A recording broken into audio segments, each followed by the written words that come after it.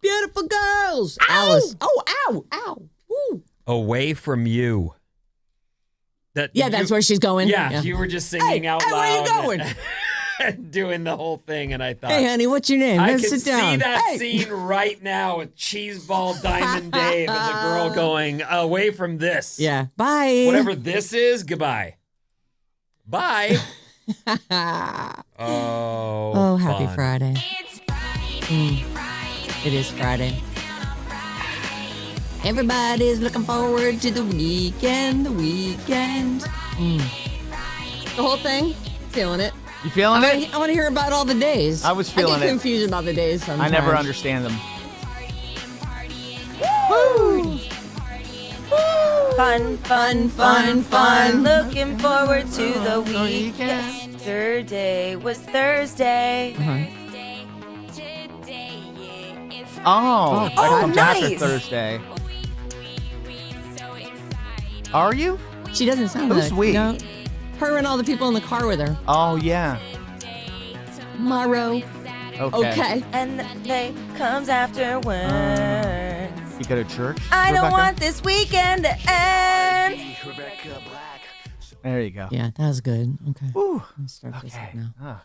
Whew, everybody chill out, you know? Big don't day. Don't get so excited. Woo. Yeah. We're so excited. You know what? There's a couple things. First of all, today might be the 1-year anniversary of Bob working on the show. We're calling it. That's crazy. Is it, Vinny? Why do you think that? A listener sent me a note and said, I want to make sure that you guys don't blow this because I really like her. It's her 1-year anniversary and you guys should do something nice. And I was like, that's not really what I do. So he texted me so that I would do something nice, which I did. Yeah, look what Sarah made me. I definitely wanted to. Is that one of your bottles? It is. It's one of my bottles. It has a yin yang on it and and it's all rainbow striped. It looked kind of hippy dippy to me, and I love Pride it. is right around the Is corner. it your 1 year? Yeah. It says, It is. Oh, it's beautiful. Isn't that pretty? What are you going to put in it? Water. Oh. Water. That's amazing. I love it. And I got some lemons. Totally. So happy 1-year anniversary. I can't believe it's been a year. And you know what's funny about it? Vinny goes, I think it might be her 1-year anniversary. And I'm like, man, we fell so hard and fast for Bob. Yep. Do you remember, because your birthday's in 3 weeks or something like that? And I remember that as being sort of our first big on-air thing that we all did together. We opened up a fun delivered, which are all these undeliverable packages. And I was like, that was maybe 2-3 weeks later at the most.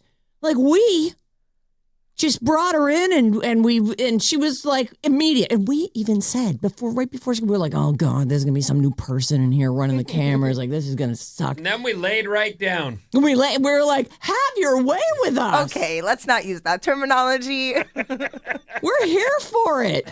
Just take it. Stop. I didn't even need to just take it. Oh, hers it just take it? No. Yeah. Stop.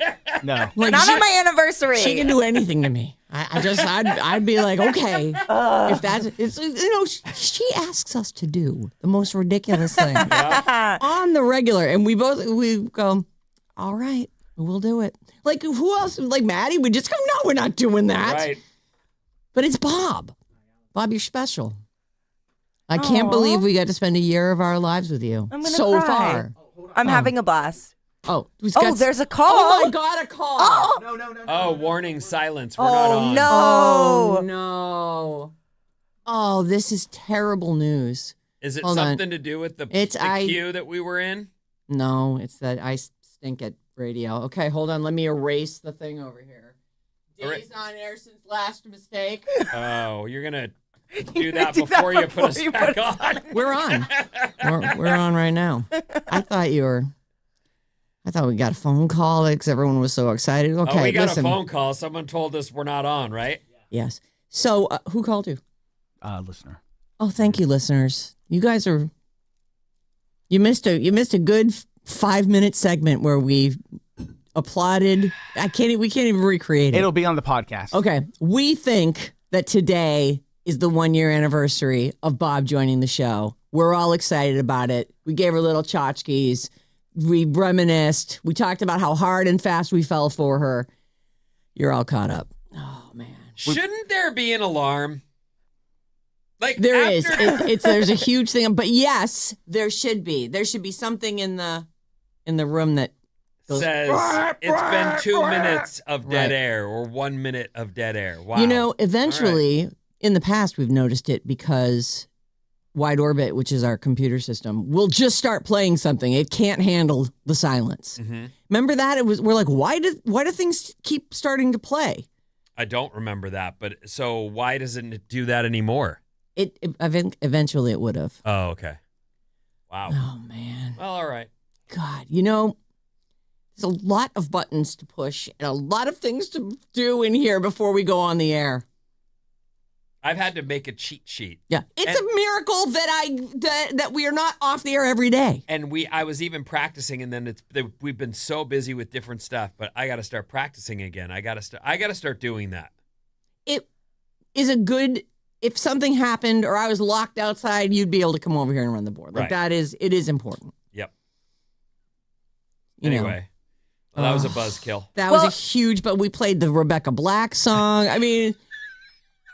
The YouTubers saw it all and heard it all. Oh, they did. Oh, that's Yeah. good. That's Oh, good. good. Lucky you. You were what are there? 100 people on there right now? Let me look. Can't be. It's too early for that, right? 107. No. That's wonderful. Anyway, did you watch Survivor last night? Yes, I watched it. It was too. great. Are we out? So I think unless Bob didn't, Oh, I watched. we're all caught up. It was great. Maddie plowed I through. caught up. No, you didn't. Yeah, I did a little skipperoo through some stuff and did the recaps and watched the full last episode. I'm ready to go. Talk about Rizzo. Yeah, we should talk about Rizzo. Yeah, Rizzo. What do you guys think of him? Love him. I hated him last season, and I hate him this season. I hate that kid. Like, I'm sorry. Anybody who refers to themselves in the third person as, third person as Riz God, who is like, I want to be a legend. This guy's like, no, you're like a buffoon. Like, is he going to be one of those players that people remember? I want him forgotten immediately. Well, he's a kid, and he just is doing that. You know, that term "fake it till you." Like, he's not a guy who actually believes he's Riz God.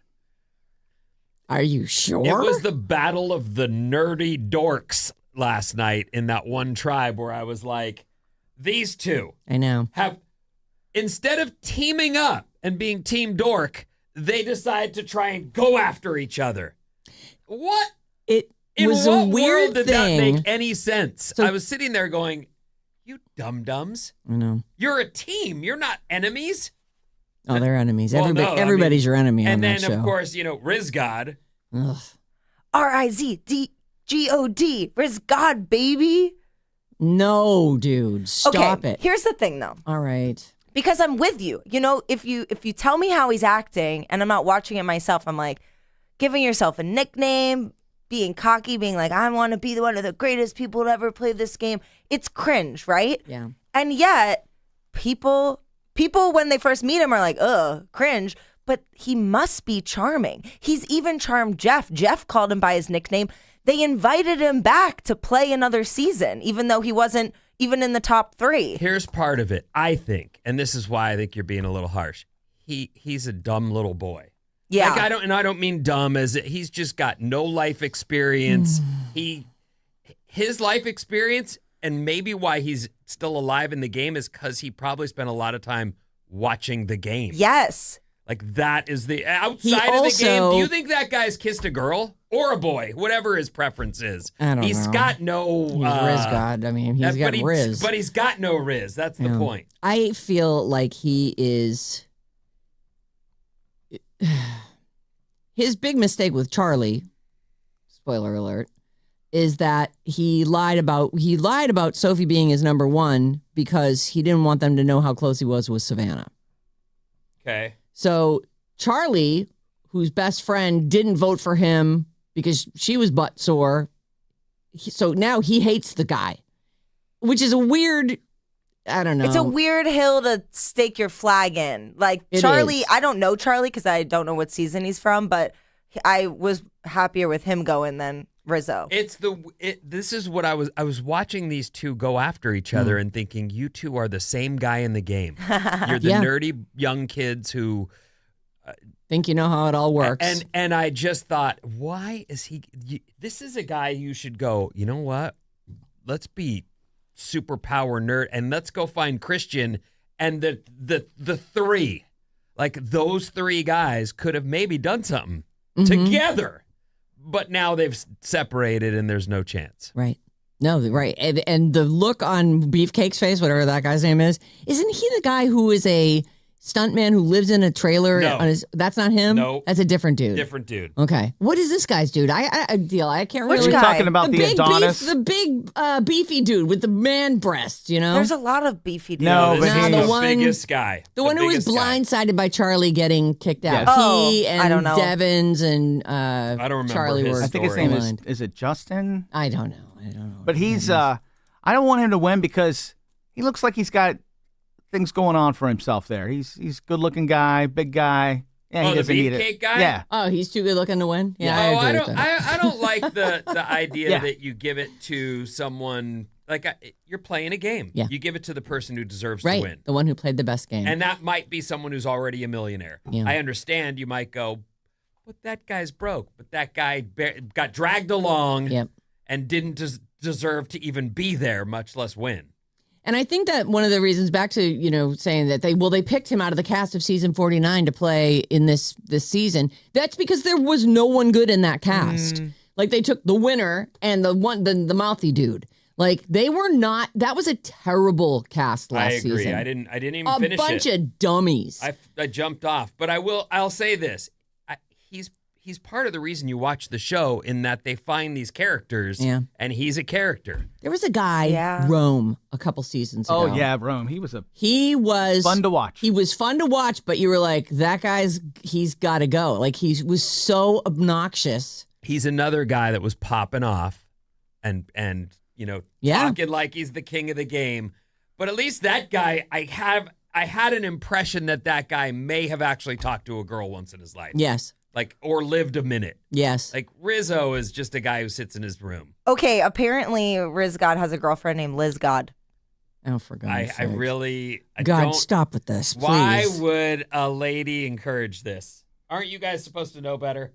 I think it's cute. She must be young. It's cute. The Riz God and the Liz God. All right. I listened to an interview with Jeff Probst a few weeks ago, and I hadn't realized he runs the whole show, like for the past however many years. And he really thinks super long term about the show to the point where he knows he's encouraging kids who are watching at home to want to grow up to play Survivor so that they'll always have new people who want to play and keep the game going. And I think that Rizzo is a product of that. He is someone who grew up watching this game. Yeah. He's super young. He's obsessed with it. And now he's on the show and he wants to make his mark on it. And I think they're kind of encouraging that. Yeah. I agree. Definitely. Speaking of Probst, can we talk about his impressions that he did? That was Oh so my God, good. he was great. He He's is really the best funny. part of that He's show. stretching out this season in the Yeah. rap. Yeah. Two I weeks know. ago, I went, what is he doing? I agree, but I'll take anything from him. But he didn't drop, but like that's one of those things that could start strong and then just drop right off. He kept going. Keep clapping. I'm on, or whatever they were doing. I was like, he's going to finish. Yeah. And he I practiced love that. him. He's the perfect host because he's actually watching the ins and outs of the games. He asks the questions that he knows are going to get the answers that they need. I'm sure those tribal councils are the 15 minutes at the end of the show whittled down from 3 hours of interviewing Maybe. these people. At least an hour. I think you're right. Yeah, it's crazy. All right, we're late now, as usual. I'm so sorry that we weren't on for the first. And then I was all excited because I thought we had a caller. Well, we did. We yes. did. Thank you for using our phone number, 800-400-3697. All right, KLLC HD1 San Francisco, Sarah Vinnie, Alice's Morning Show, Netflix, Savannah, and We Vote With Our Eyeballs, and more. Maybe eat the headlines after this.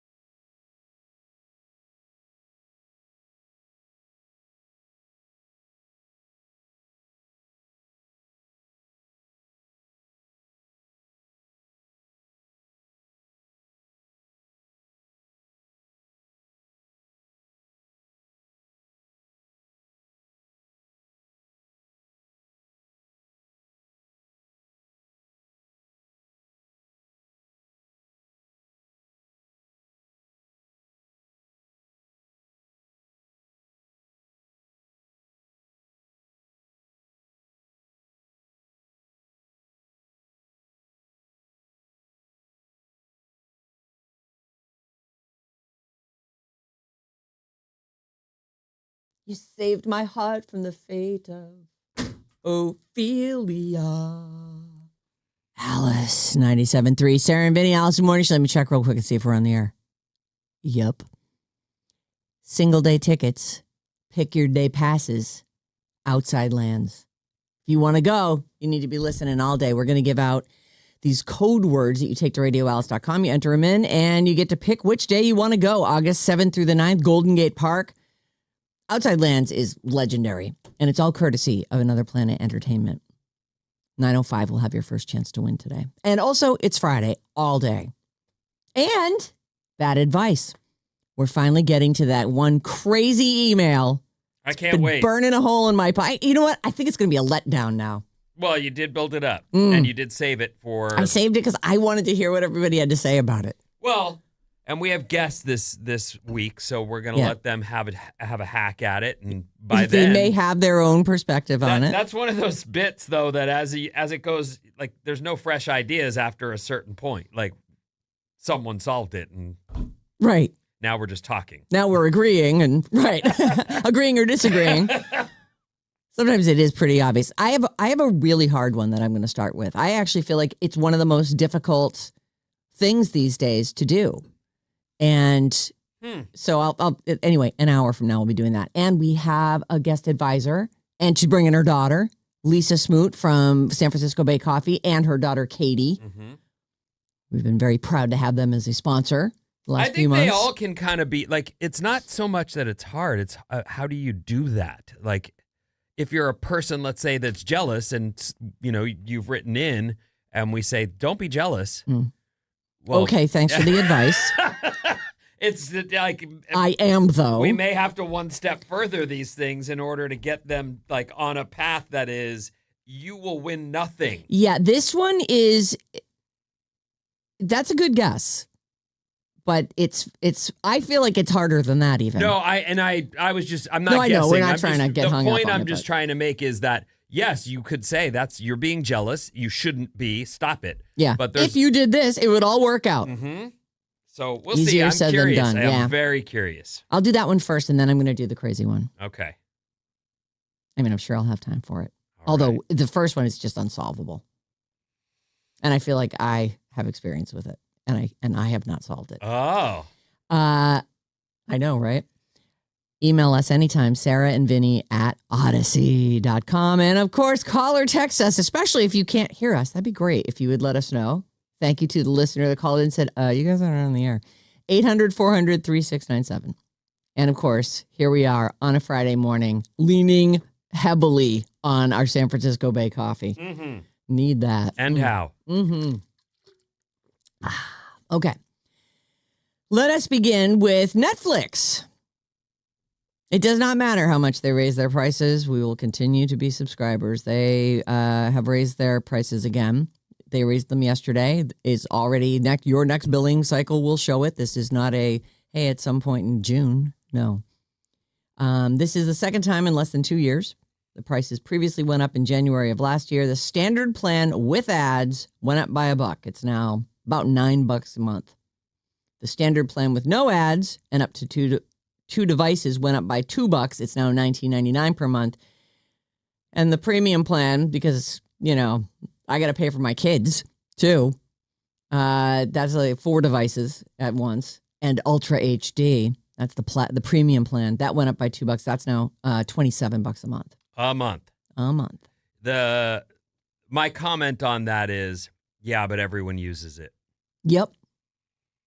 People will pay for that. We're not using Disney nearly as much as we used to because we've plowed through a lot of those movies over and over.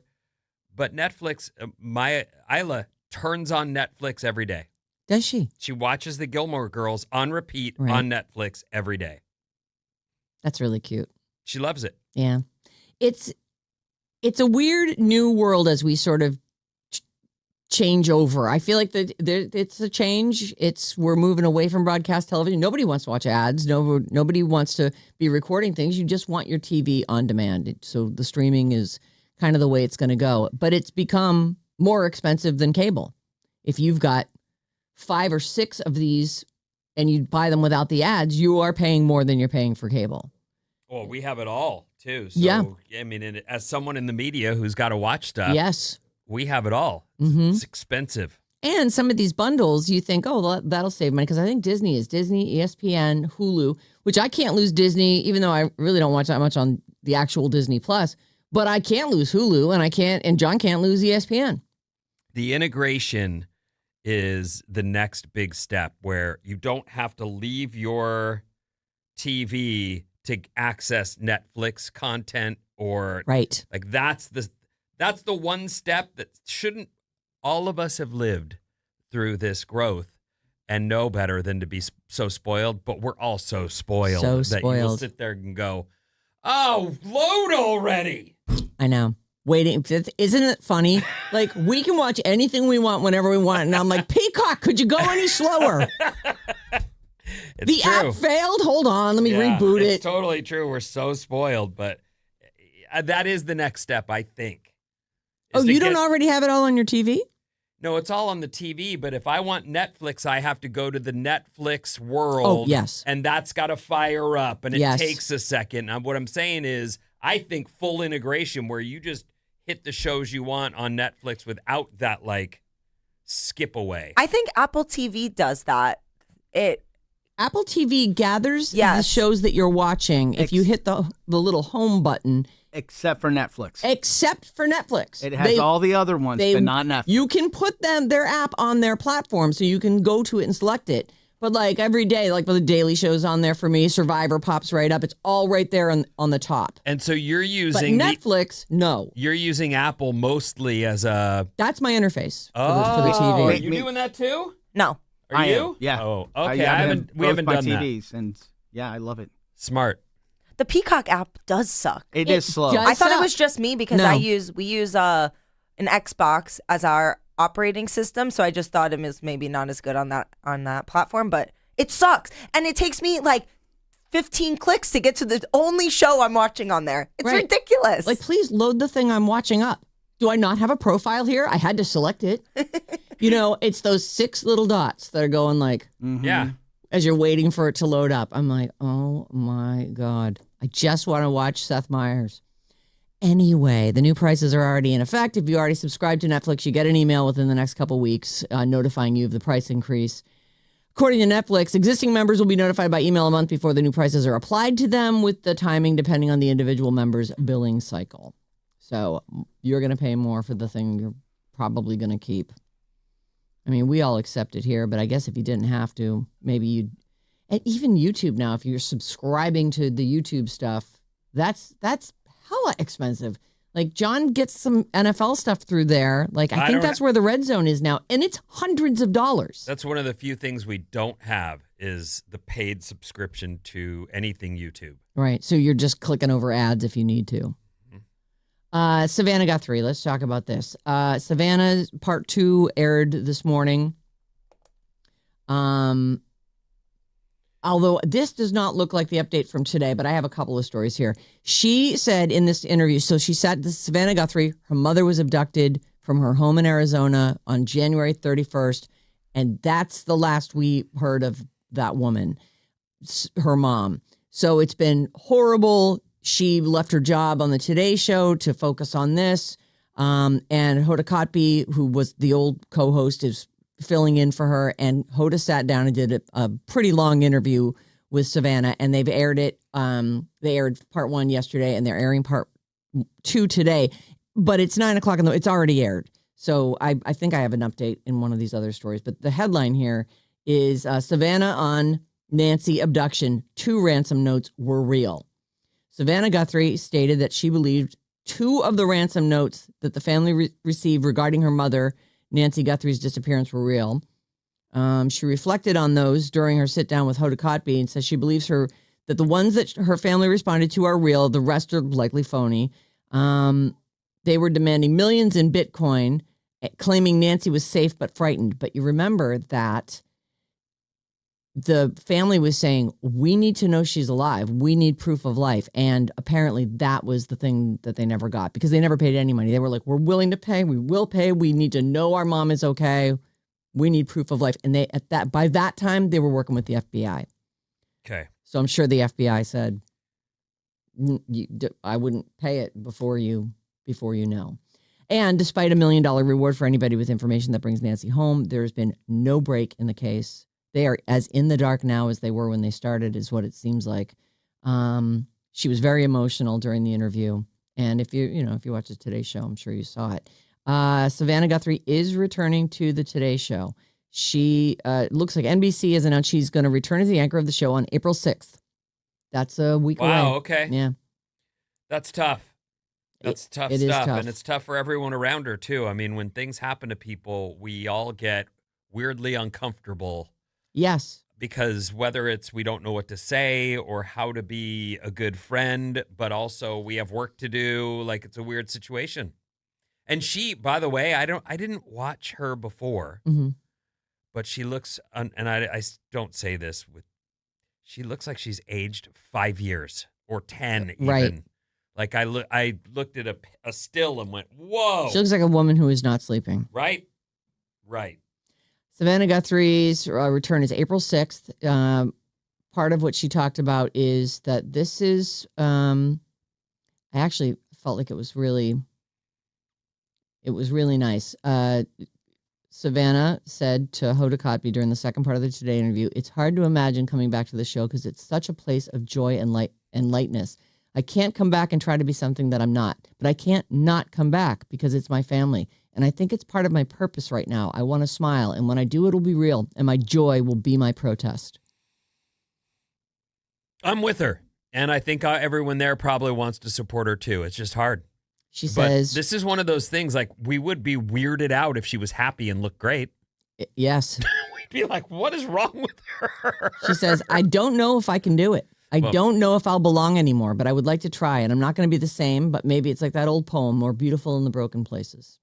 So there you go. I think that she will be happy to be busy, and she'll find a groove quicker than she even thinks. Right. I believe that. I hope that that's the case. I wish her nothing but good things. Like, I feel like what an incredible ordeal to continue to be going. They don't know what happened to their mom. She's just gone. The saddest part of that interview was when she said to her mom during the interview, "I'm sorry my fame caused this." Like, she really is blaming herself and her fame. And what a terrible thing to carry, like thinking This that happened you're to my mother because of the this. choices I made in my life. We all, first of all, I think most young people don't seem to have that sort of shame and regret that older people that we kind of got instilled in us through the church and other things. Feel guilty. Yeah. Do it now.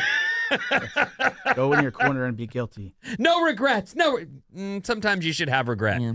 Anyway, what I'm saying is, while I would probably feel the same way, and I already told you that, like, I can see how her fame would make her feel very guilty about this. The truth is, and I would say this to her face if I saw her, you didn't kidnap your mom. Those guys kidnapped your mom. This is not your fault. It's that guy's fault. Yep. And while your fame may have alerted someone to, there's a million famous people, and they could have chosen any with a one million of them. moms, Right. exactly. So it's just really, it's horrible. Yes, but this person, and if we ever find them, hopefully they never get out of jail. Right. Ever. I'm 100% out of time, Vinny. What's coming up in the news? I got a lot of stuff for you today, but I'm going to start with hummingbirds. Oh, I love hummingbirds. I know.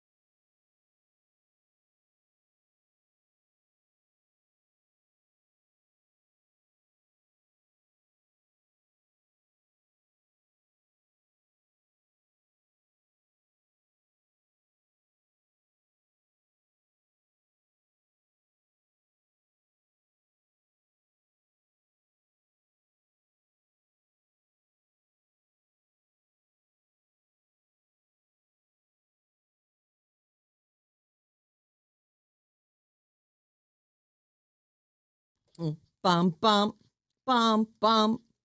Can't believe that. Hello. Happy Friday, everybody. We're into club. I got my club pants on today. That was a surprise, but I love it. Yeah, I know. I'm like, oh my God. It's Friday. Playing a 50 Cent song. Let's party.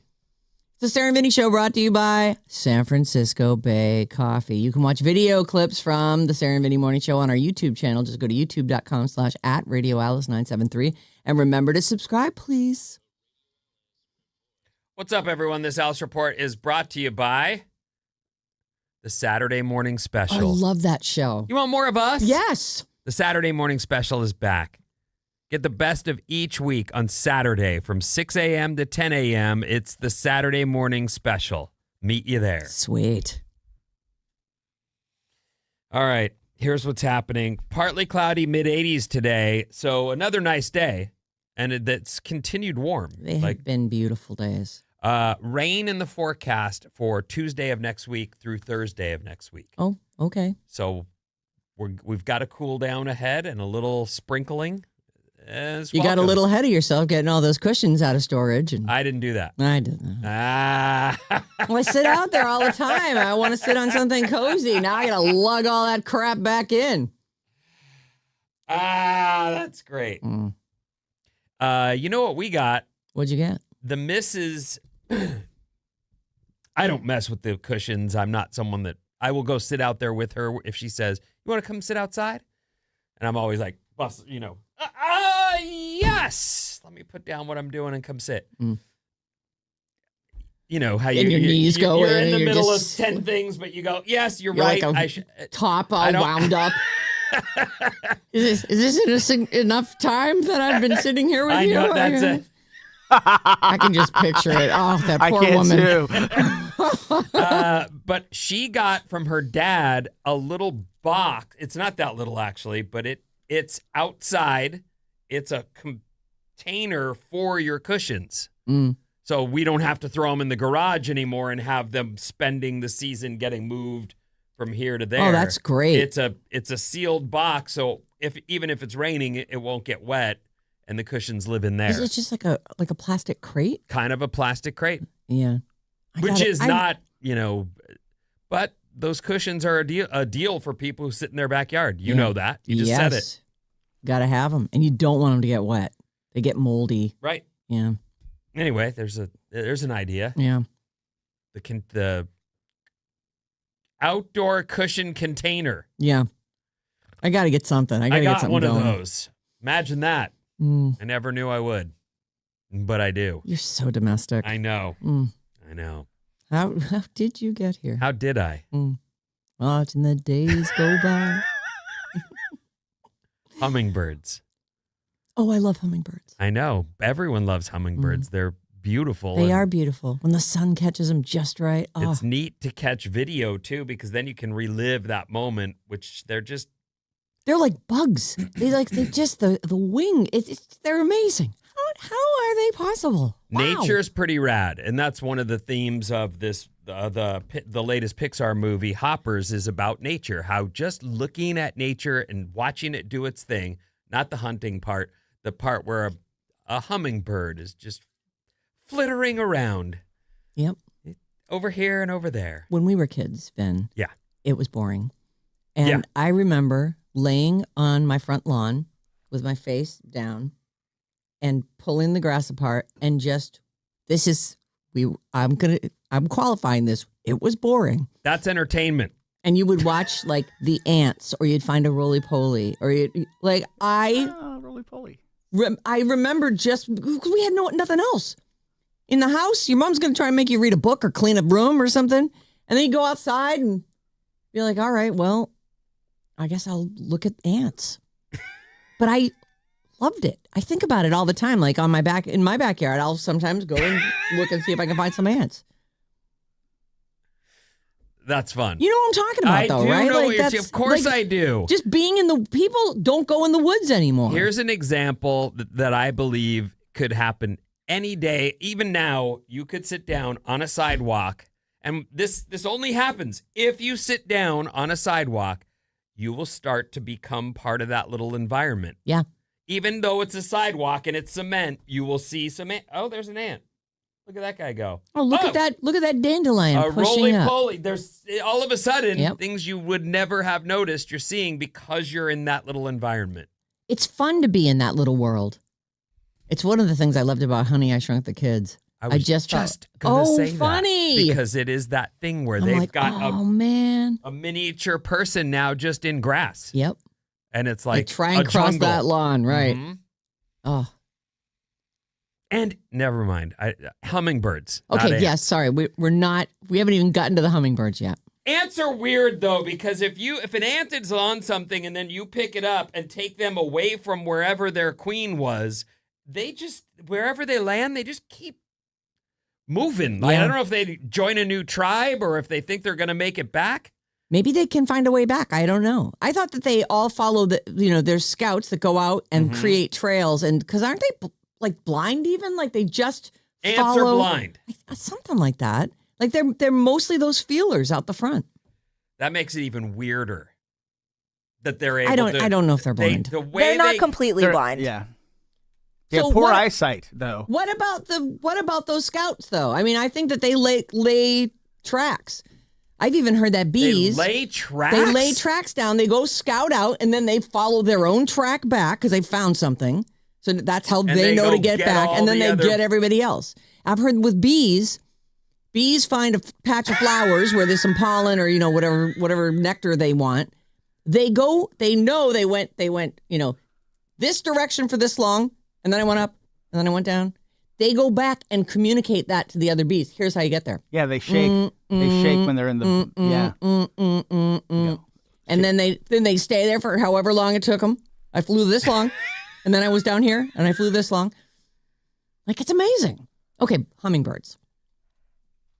Baby hummingbirds know from birth to poop outside of the nest. And other birds don't? I guess there's no potty training for hummingbirds. Well, it's got to be the tiniest of nests. How big is a baby hummingbird? My God, they must be look like the top of your finger. They look like a wasp. They're, Oh. yeah, because we had a lot of hummingbirds in my backyard in L.A. And, yeah, you'd see them once in a while. I'd be like, is that a bug? No, it's a little baby. It's so awesome to have hummingbirds. You can put those feeders out, but they get gross, and then the birds start to depend on them too. Like, it's better to plant things that they will naturally come to, in my opinion. Because I've just picked up my hummingbird feeder and gone, well, this is just going to go in the trash because this is disgusting. Because the sugar, like, I don't know, mildews or something, it's like all crawling with mold inside. I'm like, Well, you got to "Ugh." clean them like every other week. Yeah, see, and the I'm most. not. I won't do that. So I plant things that they can eat from. You were doing that? Yeah, we had lots of flowers I planted, and also 2 hummingbird feeders, and we just had like an army of hummingbirds in our backyard. They're so They start cool. fighting and chasing each other. It's nonstop entertainment. So the babies know from birth to back it up over the edge. Yeah. Can I Like go they're back on a a boat. second? Oh. When I listen to him, Maddie, when I listen to you talk about your life with your wife back in LA, there are moments where I think you guys were so domestic, and it seems cool. Like I realize there were other issues, there always are, but to hear you saying I planted flowers and we would sit and watch the hummingbirds, like that's a shame that didn't like somehow work It's out. sad to talk about because I like where we lived. I did the whole backyard. I had everything in it was something You I had planted. a cute little place. And and I do miss that. Oh boy. Sorry, buddy. You got to join a friend group. Gardening club. Sure. The official tourism ambassador for Tokyo's Shinjuku ward is... I don't know what that means at all. Shinjuku ward It's the neighborhood. is Godzilla. Oh, It's really? The official oh my tourism God. ambassador for Tokyo's Shinjuku ward is Godzilla. Shinjuku. I'm just saying it like they say it on the subways over there. Shinjuku. I'm like, oh, that's the next step. This is us. I think Shinjuku is the biggest, it's the busiest intersection in the world. I think is the one. Say it again. Shinjuku. Don't I sound Japanese when I do You it? do. I know. My son speaks Japanese around the house all the time, so I'm always.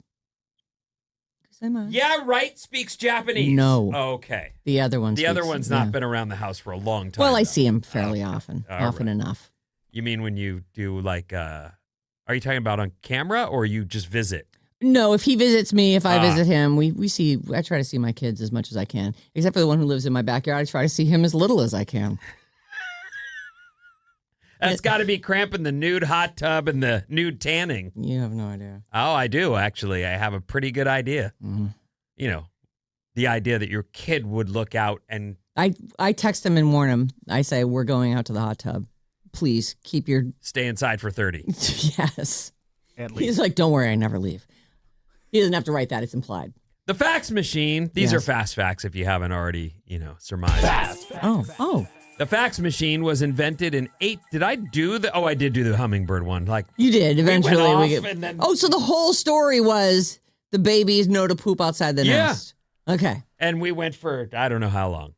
The fax machine was invented in 1843, before the telephone was invented. Wait, what? What? The initial patent for the facsimile machine was for a chemical telegram. Oh. Does that mean something to you? Well, does it mean that they were able to send Morse code to it and it could chemically reproduce it in... Wow. The facsimile machine, invented before the phone. Remember when fax machine, like everybody had to have... fax it over to me. No, you know what? No, I never lived in that world. I remember the first time I needed a fax machine. You had to go to Kinko's, right? Our agent was like, I need to fax you your new contract. I need it signed right away before you lift a finger and move. And I went, okay, well, I don't have one of those. I didn't have a cell phone at the time either. So there was that. And he's like, all right, go find a number I can fax this. And I had to go to the Kinko's and have it faxed over there in order to sign this thing and get it sent back. Yeah. Oh, and you signed it there and sent it back on their machine as well? I didn't have any other way. I know now it's all like DocuSign and all that. God, the world is just getting easier. Yeah. It's going to be hard when the plug gets pulled and we all have to go back to the caveman days. Don't do that. I'm just kidding. Please make sure you say that out loud. She's just kidding, everyone. I'm just kidding. I'm sure that will never happen. I haven't stopped thinking about what you said about Dan Brown yesterday and how we're going to start mating with the AI. It's not that we'll mate with them. We're already seeing it, though. And in this book, It's called Origins. It's a Dan Brown book with the Robert Langdon character, from the Da Vinci Code.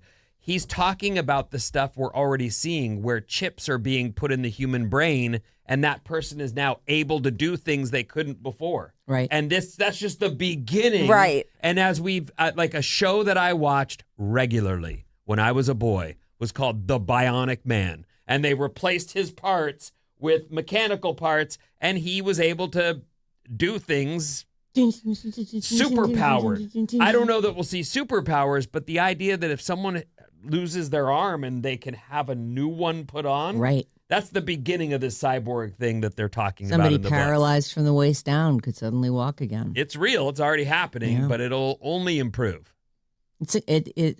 We are alive at an amazing time. Mm-hmm. And it's moving exploding faster than you can't keep up. Right. I just said it. I didn't even have a phone and I was like 30. Yeah. Well, you were like not wanting to be contacted. I know, but it was still like because for a while I could contact you and then you like donated your computer. No, I don't have that anymore. I'm like, what? It's like gets into your world in a way. And I've gotten more comfortable with it now.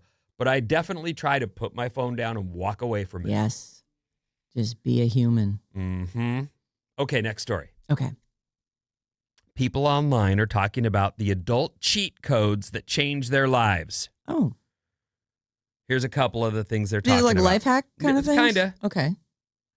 Realizing most people aren't thinking about you as much as you think. Oh, yeah. It takes away a lot of unnecessary pressure.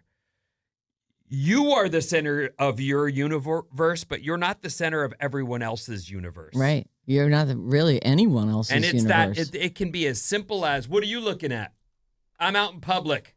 Yeah. And my eyes look everywhere. I look all around all the time. What are you looking? Why are you looking for a fight? What'd you come out for today? To get in a fight? Right.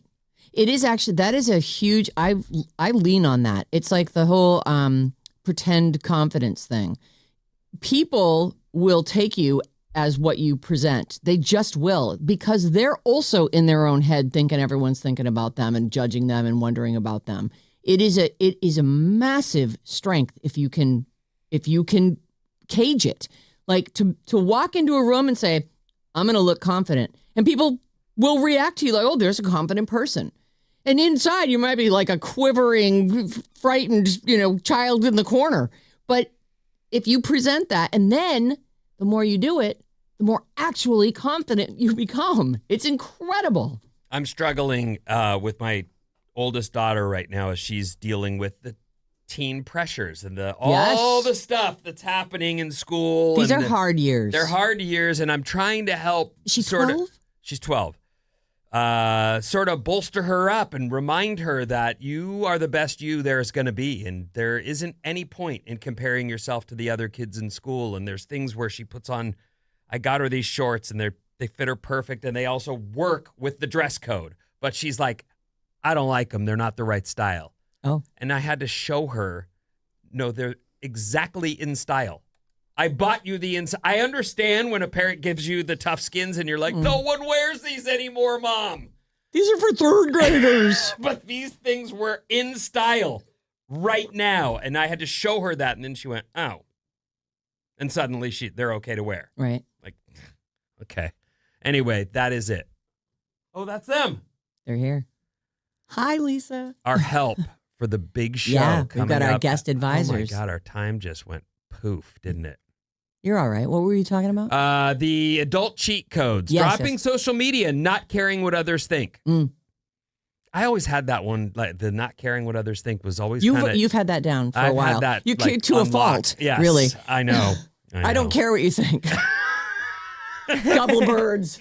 I actually think that's more helpful advice than the no one's thinking about you. Because you know what? We do see strangers doing weird things and we do judge them, but then we move on with our lives. Right. So even if people are paying attention to you in the moment, they don't care. Like they might have a thought about you and then they're going to move on and they're never going to think about you ever again. They don't go home and continue to think about you. I think that's the key of like, yes, you might be embarrassing yourself, but who cares? Like Right. Nobody's going to remember it. Move on. And I agree with that, what you just said. I think that there's an interconnectedness for us that should be considered a positive, not a negative. Yes. In that if you actually say hi to someone, you can make friends with them. That's where it starts. We have a tendency smile to be and a isolated hi. and do what we're in our head and we're isolated. But if you just said, hey, oh, hey, and all of a sudden, How are you? there's a friendship flower blooming right there. I believe that we are going to be friends. I picked up my friend Brian that way. I saw him and I was, but I'm not shy, so I guess it doesn't matter is true. much.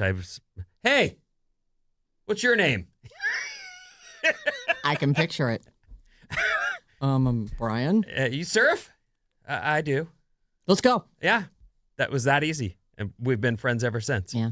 And now our wives are friends. And people want friends. Like, people are Of course they friendly. do. We're all like so wrapped up in our own internal dialogues and our anxiety that we're, if you just reach out, like break through yours and reach out to somebody.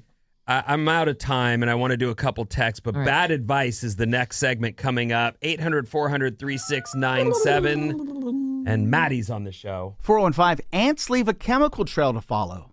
That's how they Son of a biscuit. That's Yeah. so funny. In that little body. yeah. They're carrying Chemicals. breadcrumbs. Yeah.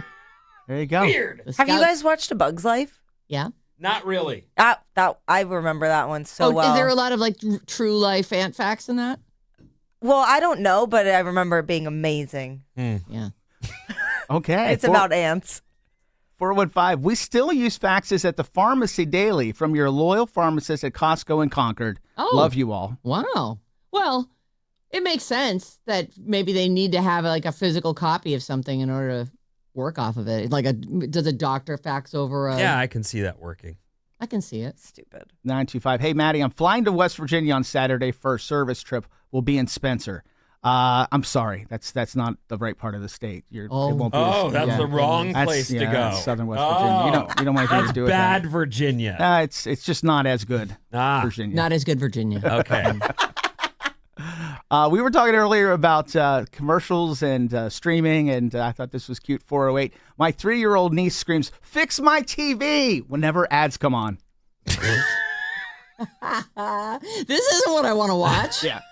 Oh, that's funny. All right, we're going to take a quick break. When we come back, we're going to do bad advice. A couple of really good problems to solve today with guest advisor Lisa Smoot from San Francisco Bay Coffee and her daughter, Katie.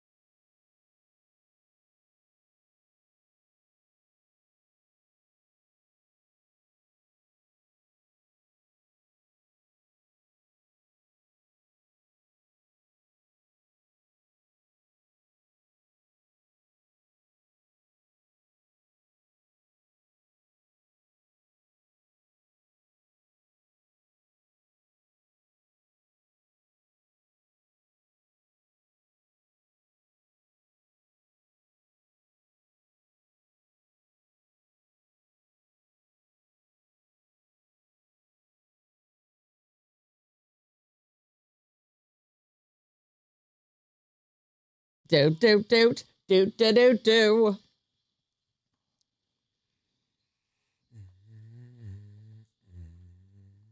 Alice, 97.3, Sarah and Vinnie, Alice's morning show, all fully caffeinated by San Francisco Bay Coffee. Quickly, I want to mention that we have a Valkyries jersey to give away. Your Golden State Valkyries. So on Monday, be listening about 8 o'clock. I think we're going to do that. We'll let you know how you can win your own Golden State Valkyries jersey. Support. I'm pretty sure I'm wearing my Valkyries hat right now, right? You are wearing your Valkyries All right. hat. They have the coolest gear. Yeah. They do. They really do. They really do. Okay, so hi, Lisa morning. Smoot, the queen of San Francisco Bay Coffee. HRH, if you'll remember. Oh, that's right, Her Royal Highness. Sorry, my bad. Get it right. My bad. Get it right. Sorry, Your Majesty. Thank you. Please. Thank you. Accept and then you my. have to do this. Oh, boy. Wait, you have to do that, or I have to do that? You have to do that to me. Ah. Or curtsy. You have to curtsy. Okay, then I'm not gonna. Way to I'm not work gonna it, Lisa. curtsy. Wow. Lisa. How about this? We're not worthy. you go, there you I'm not go. worthy. Oh yeah, no, that's pretty good. Yeah, That works. You have brought your daughter along as have. another guest advisor today. Yes. Generation 3 sitting in the production office. Morning, Katie. Oh, that's the story. So San Francisco Bay Coffee started with By my dad. by your dad. You took over. Yeah, and now Generation 3 literally just finished their first. I have 5 of them. They just finished their first year, and Kate, I take them everywhere I go just so they can be exposed to different stuff. And I said, Katie, guess what we're doing tomorrow? You're coming with me. That's great. Yeah. Were you excited? Because we've known you were coming in for quite a while, actually. Yes. I was very excited. I love this radio show, so it's fun to be here since me and my mom always grew up watching this. Oh, it's cool. awesome. So do you feel forced into the family business at all? Is that No, never. There was never. You had plenty of other choices that you could have made. We would like to say that. As long as my mom's not looking, I'll always tell everyone. I was never forced, never. Well, I think it's great. I mean, a family-run business over several generations and did good from the beginning. Like you 47 guys, years we've been you in were business. part of the compostable pods before that was a thing where people are like, "Oh, this will be sexy." Yeah. We were socially responsible before it was cool to be socially responsible. That's I think cool. I told you last time we've built, 1,700 housing units down in South and Central America, 62 schools, medical clinics. We've had doctor Oh, my visits God. for the farms, paid for scholarships for kids to go to college and learn about coffee and stay in the coffee business rather than going to the big cities. So we did a lot, and then COVID hit, and we had to pivot, and now we do our farmer education. So we teach them to grow more and grow better quality so they can get more money. Nice. Yeah. Super rad. I know. It is awesome. Lisa Smoot, everybody. Thank you. All right, listen, Lisa. You were great last time. You had solid advice. I think that we have a really hard one. I think it's hard.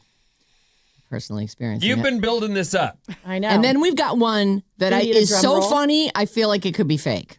So we're going to start with the hard one. Okay. Oh, no. Yeah. We'll get you warmed up with it. Hello, morning show. In need of bad advice about making my 21-year-old stepson move out. Ooh. We asked him to move out at the beginning of February and gave him until May 1st. He just got laid off last week, and it took months for him to find this job a year and a half ago. Do we remind him he still needs to go by that date? Do we extend his deadline? We're planning on buying a home this summer, but we don't want to live with him anymore. He was paying rent, but he was always late, us constantly having to ask. When we asked him to move out, we told him, save your rent money for a deposit, stop paying us, and we'll give you $1,000 towards your deposit. They really want him out. Yeah. He's also, He's probably a slob. he is always buying things online and eating out. He's been butting heads with his dad. So this is her stepson too. So it's harder. I think it's extra hard for her. He's been butting heads with his dad for months, driving us crazy with breaking small things in the home, a window, an outlet cover, a towel rack, taking forever to do the simplest thing like washing dishes or taking out the trash. Plays a lot of video games. And we constantly have to tell him to stop yelling. Big pothead. We have 2 small children under 5. Oh, boy. And he's not a good influence. Things are always tense when he's home. I don't want to be the evil stepmom, but dad can't talk to him without arguing. I have a feeling he was just going to wait until the deadline and ask his grandparents to live with them and take advantage of them. Thanks for reading. Hopefully it wasn't too long. Feel free to shorten it. Anonymous. Okay. I want to make Katie go first just because I'm mean like that. Yeah. Like, what do you do? What can this person do? Katie, how old are you? I'm 27. Okay. Do you live at home? No, I actually live in the city. Oh, nice. How So, exciting. My brother just moved out from living at home. So, Mom, I guess that's a similar I'm situation an empty you nester. had. But Did you however- have to kick him out, though? No. So they See, all that's the left. thing. This guy's a loser. He did leave willingly. They all He's left. only and went to- 21.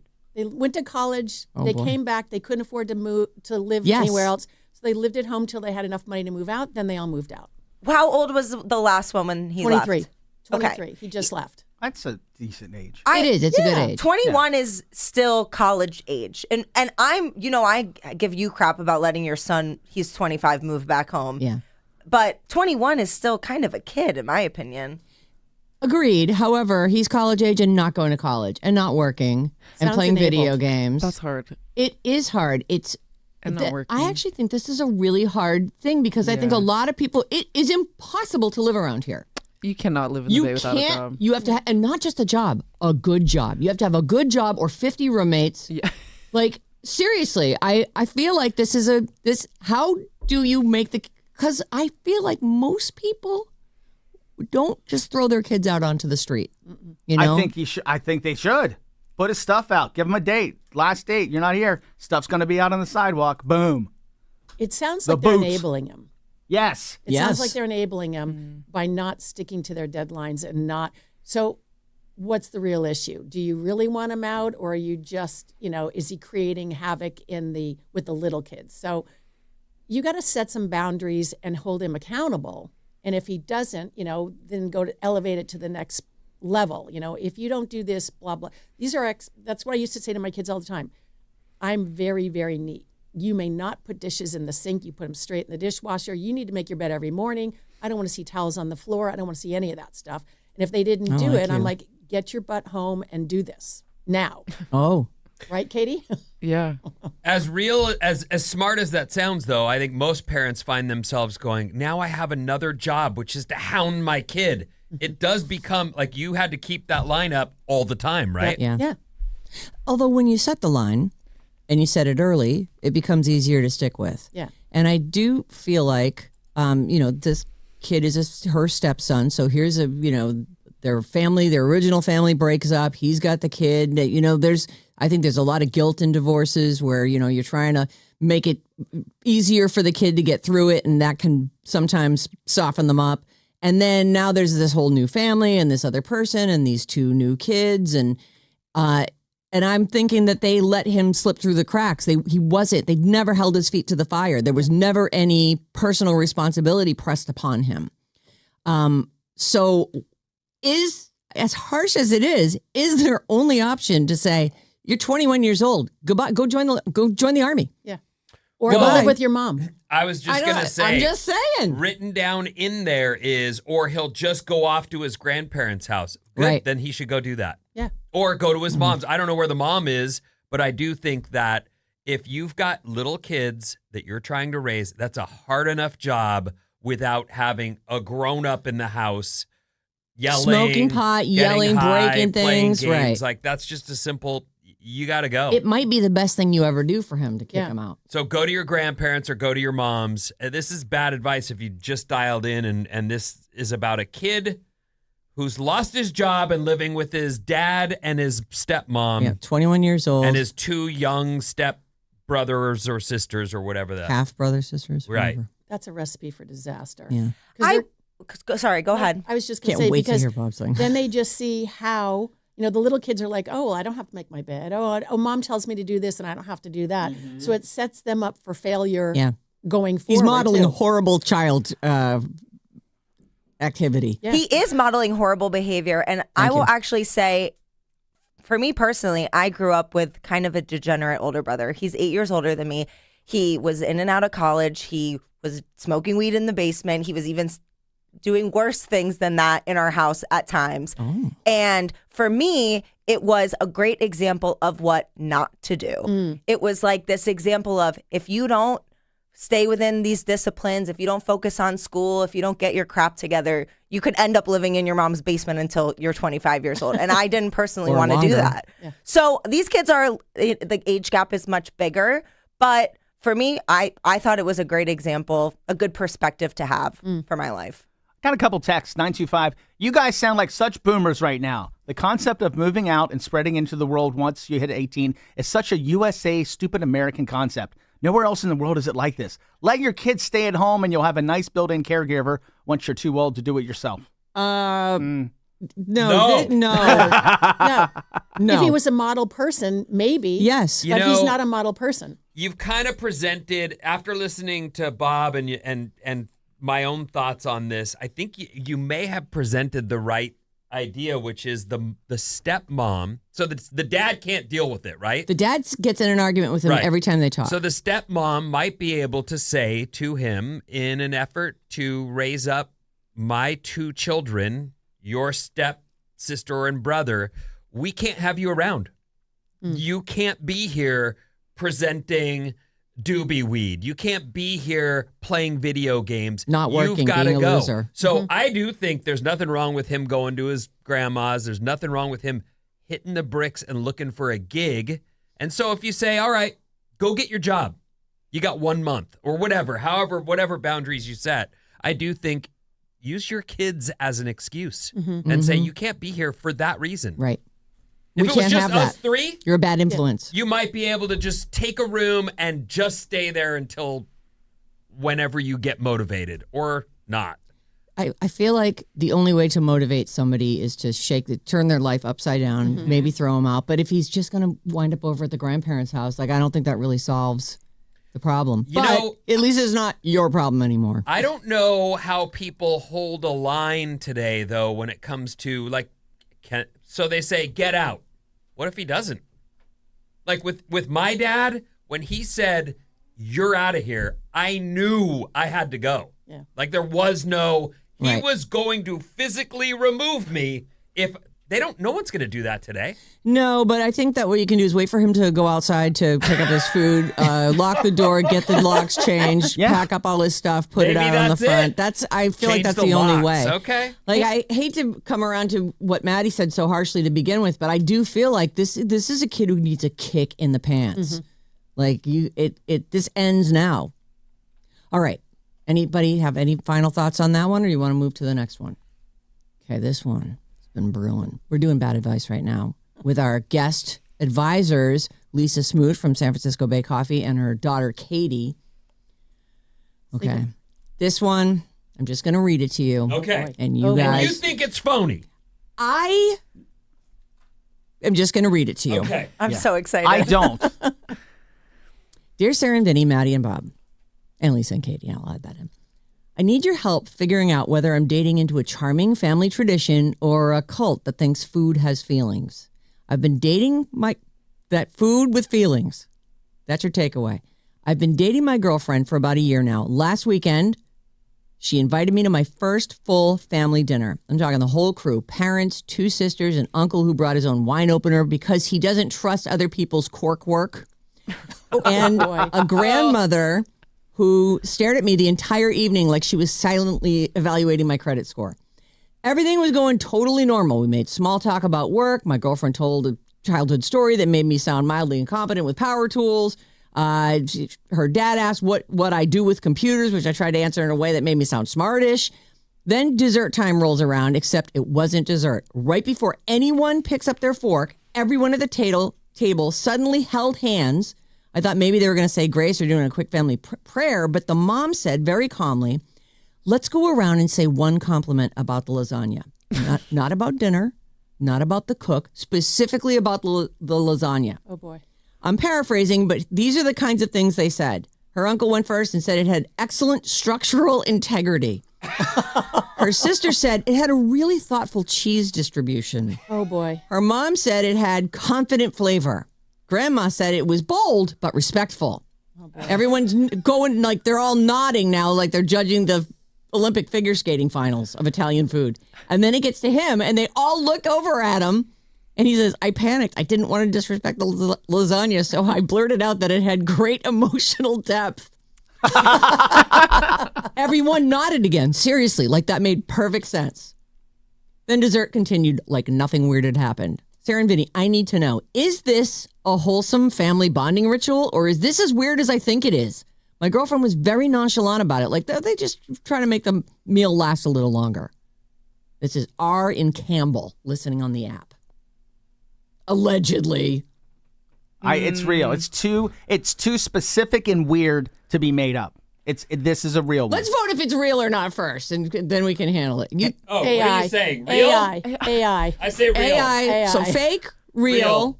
I think it's real. Real. The listener is telling the truth, but somebody is lying. Yeah.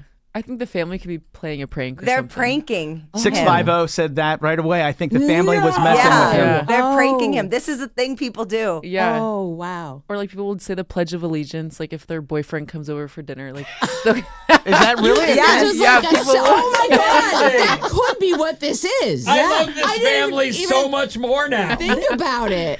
You're absolutely right. I didn't think about that at I all. didn't. I actually can't believe it. I think that might be. You're goofing on So him. you're saying this guy is telling the truth, but it's the family that's Yes. screwing him over. And he should lean in. He should, next time he sees them, he should like bring up something that he wants them all to compliment. Like he should not invite them over and do it to Yes, them. like he needs to lean in. He needs to get them back. This is amazing. This is Yeah. such a great way to be welcome into a family. You don't think that after the fact they'd all just go, yeah, we're just putting you on. Well, here's the other thing Yeah. that I was thinking the whole time as he's described. There are so many more weird ways that you could be like. The things that happen within a household can be horrifying. Yes. The fact and that everyone in the household thinks they're the normal. fact that they talk to their food is nothing. Yeah, That's right. In the nothing. grand scheme of things that could possibly go wrong, It's a blip. It doesn't It is even nothing. indicate like that there's deeper problems. Like, they're trying to be complimentary about the food if that's actually what they were My doing. advice to you is next time you go eat, have some pre-thought compliments about whatever it might be so that you're prepared to deliver when it's time to talk about the meal. I like That's it. the idea of inviting them over And making them do it. and but put some you're making Horrible meal. some weird spice into the thing that you're making. What's that thing on Friends they made where peas were in there? Like, Oh, the it was English like trifle. It's a dessert, but it had Oh, peas. yeah, and yeah. Like, do something kooky like that so right. they've got And it. be all like, Yeah. well, I'd like to hear everyone's thoughts on the English trifle. Oh my God. I can't. No, you know Rachel. what? That actually is the only answer that makes sense. If this is a real letter and this guy really experienced that, I believe that you guys nailed it. I think that that's what this is. So I don't. I think they're just weirdos. That's fun too. I mean, that is kind of fun. I don't And even think it's that weird. There's weird stuff. There's tragic things that happen. This is nothing. 650. Well, wouldn't you want structural integrity in lasagna? You do. Yeah. Yes, but do we 100%. have to make comments about it after? It's the commentary. I mean, it's fine to, if you wanted to give someone a compliment about a meal, I think that's lovely. I mean, my Italian aunt is fishing. Like after she makes her gnocchi, she's all like, "Gnocchi, what did you think? What did you think?" Oh. Yeah. So she wants to hear. so it's possible compliments. that they truly do want to hear the compliments about the lasagna that was prepared, but it's not. I don't think it's that bad. And if it was a joke, I really believe Then by it's awesome. now Yeah. it is awesome. But I would think that the girlfriend would have by now said, It was We got you. well, maybe they weren't expecting him to buy it. The look on his face must have been hilarious. They're like, let's keep it going. Let's see if we can get him with the. I love the rest of what Spaghetti happened next that week. night. Right. They, I don't think that the comment about the cork, the opening of the cork was necessarily part of like the whole show thing. Like that, that sounds like a funny, weird, charming, eccentric family. People are serious about their wine. That is or true. Their They don't- coffee. they don't want any it's little bits of real. pork in there. This is I feel this way about if I'm going to have dessert and I'm going to take the empty calories. I want it to be good. Yeah. Yeah. So if you bring me dessert or there's dessert there and I look at it and I'm like, I don't like rhubarb pie. How do you know till you taste it? I Ben? haven't tasted it, but I don't want to waste bite? my dessert. How about Well, one all right, bite? one bite. But what I'm saying is, It's I'll just take delicious. the ice cream. Let me just a la mode the plate. Plate a la mode. Yeah. The listener needs to write in if he goes back to their house and they Yes. do it again. We got to hear it. Right? We got to hear. Right, because what if this isn't a prank and then he pranks them with some horrible and they're all like, oh, no, this was the poor spice distribution or whatever. I almost barfed. Yeah. Right. I don't think gravy is supposed to be in a dessert. Here's one from 707. Literally just saw a video this week where a work meeting included compliments to the boss to prank a new employee. Oh, funny. So this does happen. I like it. I hope that is what Actually, happened. I hope so too. And if it's not, other families should take this into consideration when they bring in the new partner. Yeah. It's good. I actually love this now. I've been very excited to share it, but kind of afraid that, oh God, it's a fake. I love that. You guys have solved it. And I want to thank you, Lisa Smoot, and your daughter Katie for being here this morning. Thank you for inviting us. Being guest advisors. Thank you. And thank you for being a sponsor of the show. Yes. San Francisco Bay Coffee. It is delicious. And We love it. We love it. We have stickers of it all over all of our We stuff. want to be with you forever. Yes, we do. We would love that.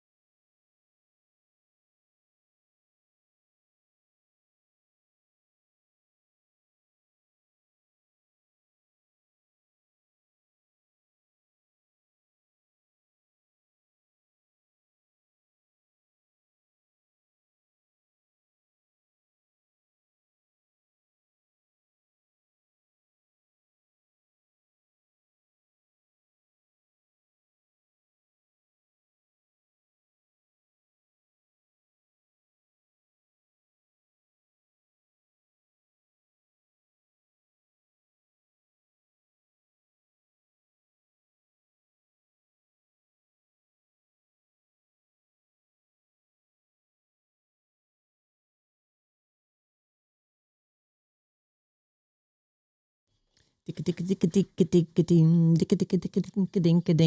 Alice at 97.3. The Sarah Vinnie Show, powered by San Francisco Bay Coffee. Thanks again to Lisa Smoot and her daughter Katie, who came in and were guest advisors. Lisa is her Royal Highness of San Francisco Bay Coffee. We're grateful to have them on board. Katie crushed that. Yeah, that was excellent. That was really good. That whole perspective was one that I hadn't even thought of. Not even considered. And I hope it's the case. And Katie was saying on the break, one of her siblings had a new girlfriend and she wanted to do a prank like that to them. And Lisa said, no, we should be nice. We shouldn't prank them. Oh, well, you should have pranked them. Yeah, that's what I said. That would have been good bad advice for us. That's one of those things, though, where you hope someone's got the ability to take a joke. Yes. And you don't want to piss off the mother of your grandchildren. If you know what I mean. Yes. Like, that's one of those where suddenly we got off on the wrong foot because of this stupid prank that we had to pull. You really want that to be a good solid relationship. Next Thursday, join us at 6 a.m. on Bob's Movie Club. We will be talking about Project Hail Mary, which is currently in theaters. So if you were already thinking about seeing it, tune in. You can text us. You can call us and make your contribution to the conversation about Project Hail Mary on Bob's Movie Club. What's up, everyone? This Alice Report is brought to you by Another Alice Escape with Bruno Mars, live in Miami. Download the free Odyssey app and listen to Alice 97.3 for a minimum of 1 hour for your daily entry for a chance to win a trip for two to see Bruno Mars on September 19th at Hard Rock Stadium in Miami. The trip includes round-trip airfare plus 2 nights hotel stay for winner and a guest, courtesy of Atlantic Records. This is a national contest. Get the Odyssey app, listen, and you could be going to Miami. It's pretty easy. Mm-hmm. You don't even have to keep track. No. It does It'll it for do it you. for you, Don't right. have, there's no place to enter. It's just if you're using the Odyssey app, you're getting a daily entry. There's some high clouds, some partly cloudy skies is expected today, but still high in the mid-80s. And there's rain in the forecast for next week, Tuesday through Thursday, which is good. Welcome. It's wonderful. Great. Because rain. they're saying that snowpack has melted fast thanks to this heat wave. So, and I just heard from Johnny Mosley, you know, Great American Hero. Yeah. Olympian. Yeah, he's going to come surfing in a week or two. Oh, I'm going fun. to hang with him and his kids. And it's one of those things, you know, he's coming down the mountain. Like he goes Well, there's up, nothing for me up there. Yeah, I guess that's I'll go his thing. surfing. He's teaching lessons and doing tours and doing all the stuff. And then if he's available and around, that means the season's probably over. Yeah. All right, here's what's happening.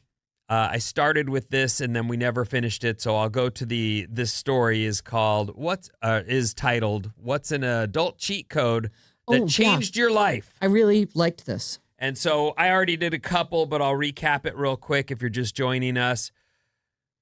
Adult cheat code that changed your life. Realizing most people aren't thinking about you as much as you think. It takes away a lot of unnecessary pressure to lose that idea that you're as important in their life as you are in your own. Nope, you're the star of your own movie. And they all have their movies own, right. going concurrently. Right. And they are the star of them. This one seems extreme, but I can see people doing it. Certainly people of a certain age. Dropping social media and not caring what others think. I've always been that way, so I don't know how to click that in. Yeah. But I think social media can be fun. Absolutely. I see my friends or see them, with their kids or on a trip, and I think, I want to like that. Yeah. I'm happy for you. I hope you're having fun. Getting enough sleep and drinking water is on the list. That's not really a hack, but if you're not doing it, you should. Yeah. The water thing is, it's been made easier because we all have these non-disposable water jugs that we're bringing around with us. And like I have a thing at my house that I kind of carry around with me. It's remembering to drink it. Sometimes the whole day has gone by. I'm like, I don't think I took one sip of this water. I understand that. Yeah, you should really be doing that regularly, and it's especially as you get older. Supposedly, dehydration is like a big deal when you're older. I can't speak for. I mean, this is where we live, but around here, you see people with their refillable water bottles. Yep. And I'm happy to see that. I don't know if that's the case in other places where they might be, I'll just get a bottle from the pallet in the garage Right. and they're walking around with plastic, a little less social or environmentally conscious, but still water, you got to get it in you. You do.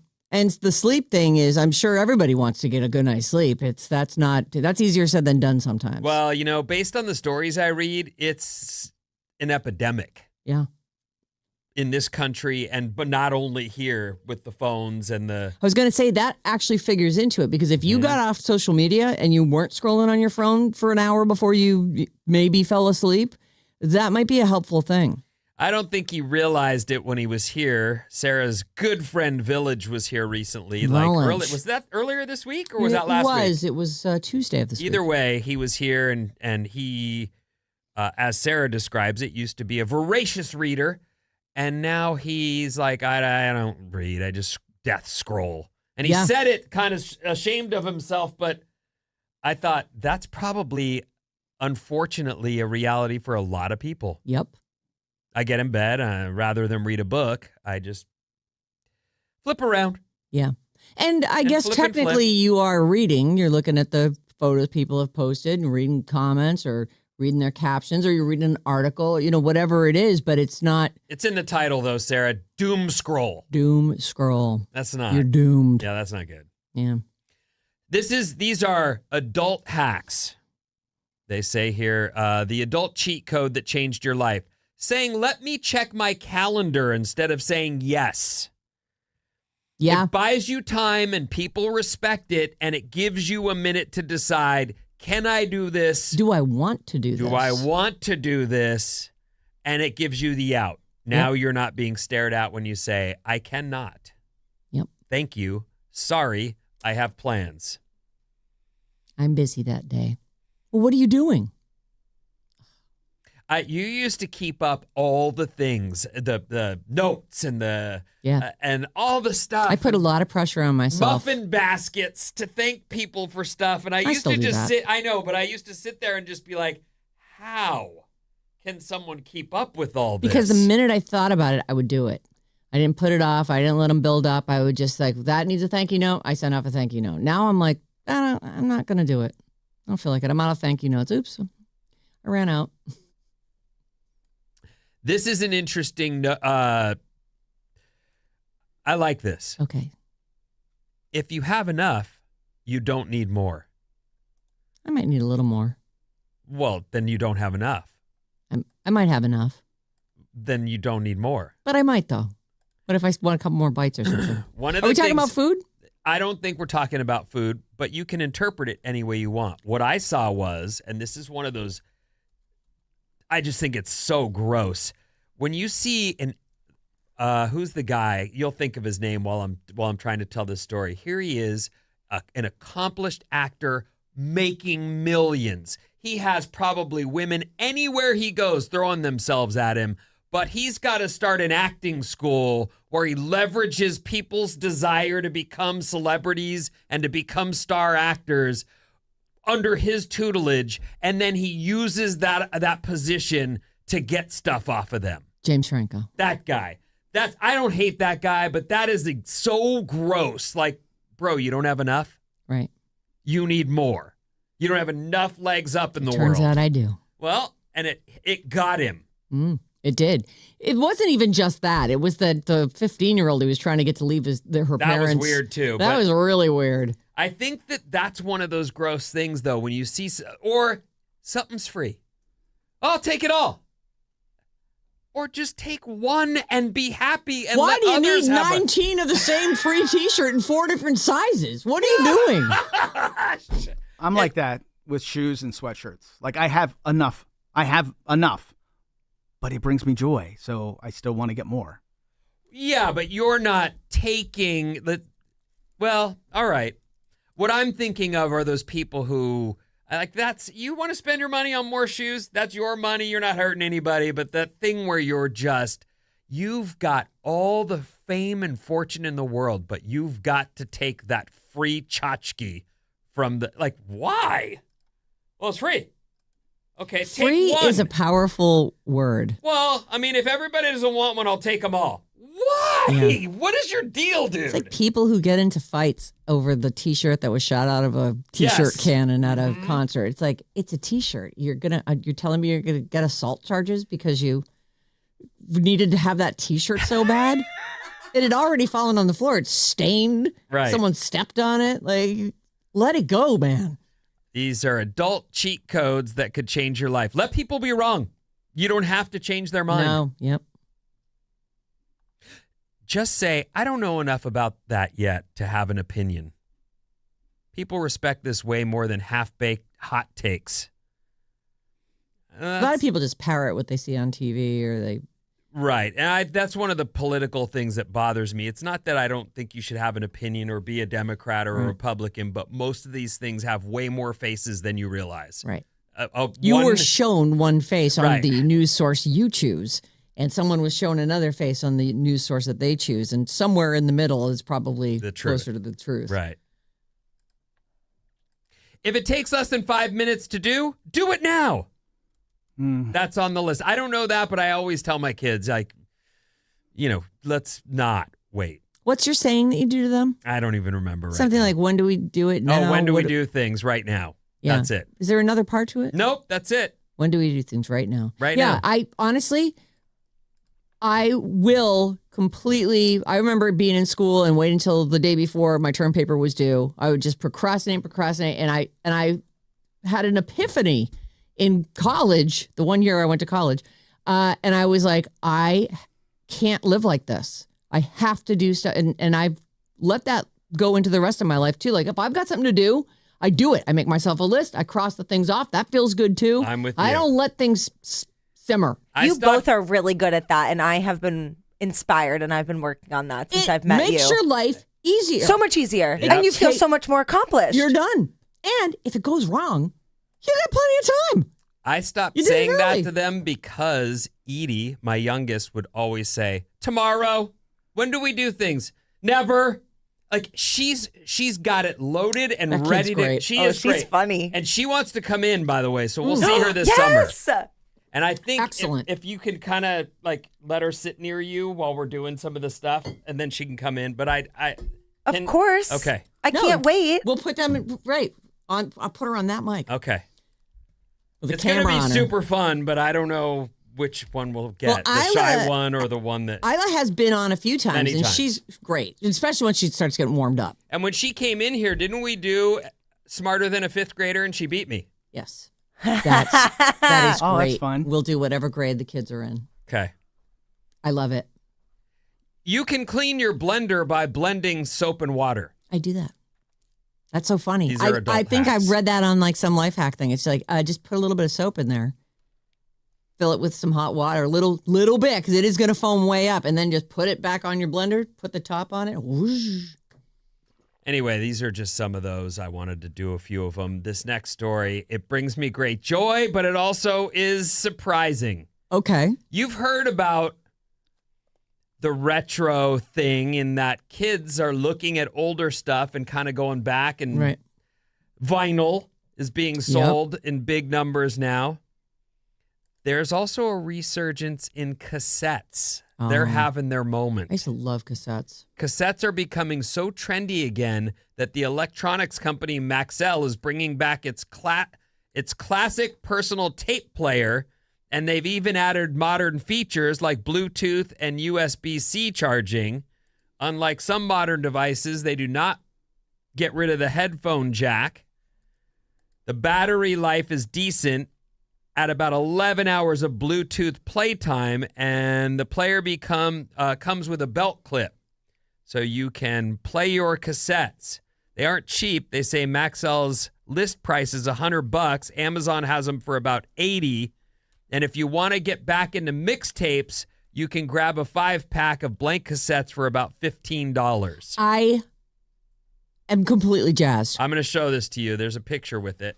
That's the player. I know what I'm getting. Oh my God, it looks like the old timey players. Oh, I would love to have someone make a mixtape on a cassette for me and listen to it on a cassette player. That sounds so thoughtful. It looks and like special. a less disco Walkman. Yeah. Yeah. It not looks yellow. like the early day Walkman. It's like a bulkier than a cassette tape because obviously you fit one of those in there, but it's the same thing. It's like a handheld thing and it's got the start and stop. And you're saying it's also a Bluetooth speaker and but it has a headphone This is great. jack where This you is great. plug in your cans and can listen to this directly from the player. I love a that. wireless cassette player. What's the name of it exactly? It's Maxell wireless cassette player. It's on the Maxell website, Maxell, and they selling cassettes as well. The funny thing about cassettes, and I realized that as we listen to records and they would scratch and wear out, and we would say to ourselves, this has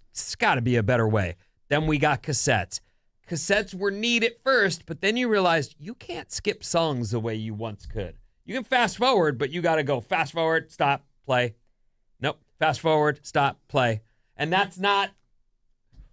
CDs came along, and that became I can skip that song and just hit boink and go to the next one. So I kind of think tapes were the worst of the ways we play music. They were just the most portable and even though CDs sounded good. Like, remember the Discman? That was not. It didn't work. It just didn't. It would skip and everything else. And the beauty of the cassette tape was that you could make your own mixtape. You could put what you wanted. I would sit there and wait for the DJ to play the song that I wanted and hit play and record. Oh yeah. Finally got it. When I was a boy, I would just take my records. This was actually the best way to save your records and I'd record them onto cassettes and I'd bring those to the skateboard ramp or the skate park and someone would always have a player and we could just play. You'd maybe put 7 records on one of those long tapes. Those Yes. 90-minute ones. Yeah, and punk rock was always like, The whole 2-minute album songs. was Yeah. 15 minutes long. Right, exactly. So you could get a bunch of stuff on one cassette. It was cool. But you can't skip songs and find your hit, the one you want to play. Right. Our text number is 800-400-3697, and Maddie's on the show. We had a big bad advice, and All kinds of stuff. I imagine, yeah. Hey, from the 707, advertising works. After hearing Sarah Vinnie, Bob, and Maddie love on the San Francisco Bay Coffee for weeks, I'm having my very first cup of French roast this morning. Delish, Mike It in is Petaluma. delish. Way to That is go, my Mike. favorite one. Going back to the bad advice, 415, we've played a trick on my sister's new husband, meeting him for the first time and presented him with a 200-page document to read and sign if he was to stay married to her. The look on his face was priceless, but didn't let go on for too long. Fun times. Yeah, that's the thing about a prank. The longer it goes on, the less pranky it feels. Right. It could actually ruin everything. That's why I would be surprised if it were a joke, the one you read, because I would think the girlfriend on the way home would be like, We got you. we got you, you dork. Yeah. But either way, I still don't think it's that. Of all the things happening in all the households of the world, the complimenting the lasagna is not that kooky. It's not the Duggars. No, it's not the Duggars. Wow. 925, adult cheat code. Buy all the same kinds of socks, put the dirty socks in an intimacy bag, and wash dry the socks in bag. Finally, put the bag in the drawer where your socks go. Well, buying all the same kind of socks is... I do that. I have all the same kind of socks. I have all wear the same kind socks. every day. But that bag that's smart. That is smart. Yeah. That's really smart. So it's like that's like a lingerie bag with a zip so that things don't get all coiled up or something. Something like that, yeah. So that all the socks are no, in one they're place. all just right in one place. 707. Is it that hard to like? I fold don't your think socks? so, but I do realize that laundry it's time consuming. It is. So any way to trim that down, I imagine people Well, you want. can buy one of those folding machines. Oh, the Folding robots. They're Yeah. only 4,000. I mean, it's worth Yeah, it. I mean, Think about all the time you save. right. It That- takes them all day to fold 6 things, but you know. From the 707, I still have my yellow sports Walkman and still use it. Happy Friday, everyone. Minneapolis Mary. Hey, Minneapolis Mary. A new one. 415, good morning, Alice fam. My daughter has been fortunate enough to listen to you every morning of her life, as I have been a listener since the 90s. Today marks the day of her becoming a teenager, and I'd love to do a little shout out to Mia. Happy birthday, Mia. She's turning 13 today. Oh, Mia, that's a big one. number. We are dedicated listeners in this household, and you make our mornings fun. Thank you, Sean, We make it real fun. We make it real fun. in That's the from city. Sean. Sean in the city. Sean, I have a 12-year-old. I feel you, bro. Happy birthday, I'm not Mia. going to get into it right now because it's her birthday, but I bet we could talk for hours. Yeah. Want to get coffee? And then 2 more adult cheat codes from 707. Don't believe everything you think, and what people think of you is none of your business. Don't Yeah. believe everything you think. I like that. Yeah. I've heard those. You should and they second are guess good. yourself. Mhm. Yeah. And then let's see here. Should I believe that? Or is it AI?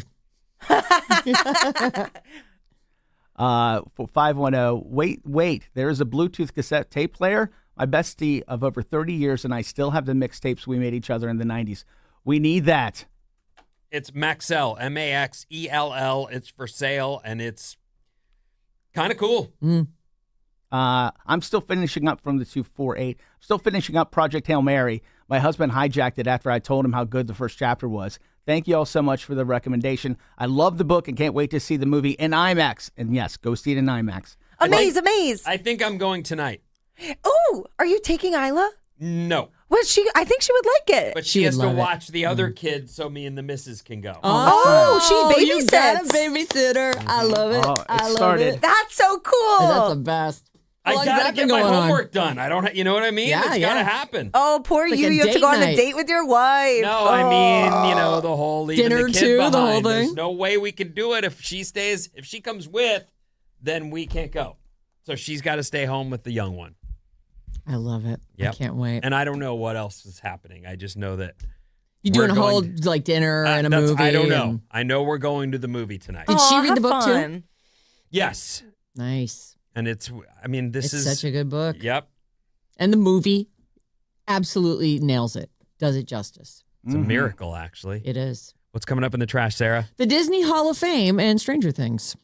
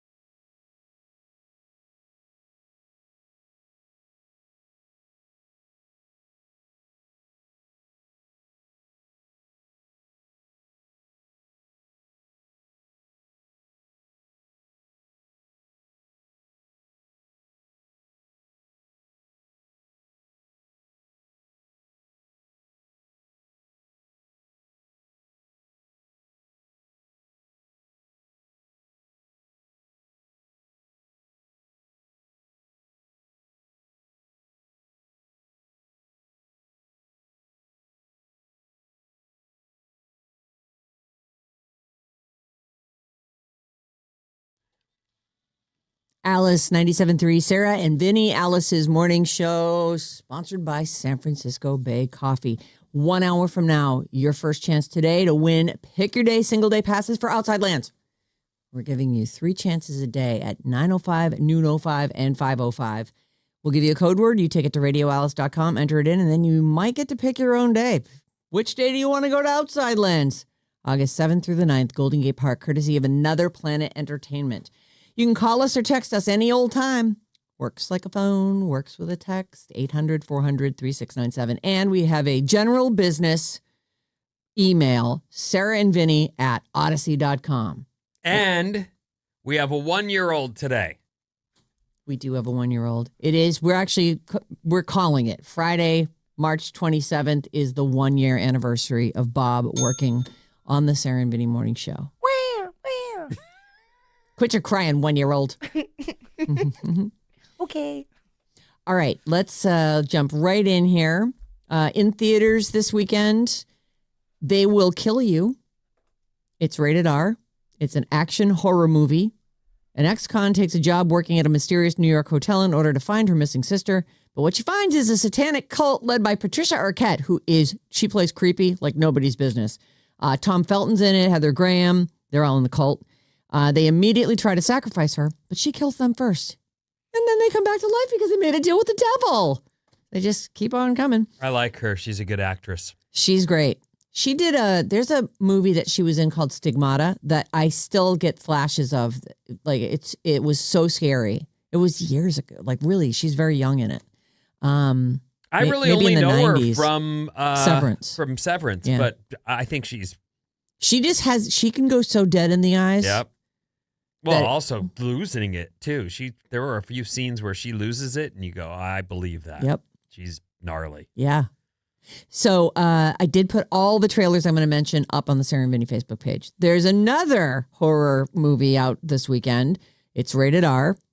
It's a horror comedy starring Lily Reinhart as a mall employee named Apple, who runs a secret witch cult in the basement with girls who also have fruity names. It's hilarious. The fruity coven is jeopardized when they bring in a chick named Pumpkin. I guess, anytime anyone would introduce themselves to the leader of the witch coven and they had a name like Cherry or Fig, those are the other 2 girls that are in it, they would be like, oh, well, obviously you belong in our witches coven. Fig. Yeah. All right.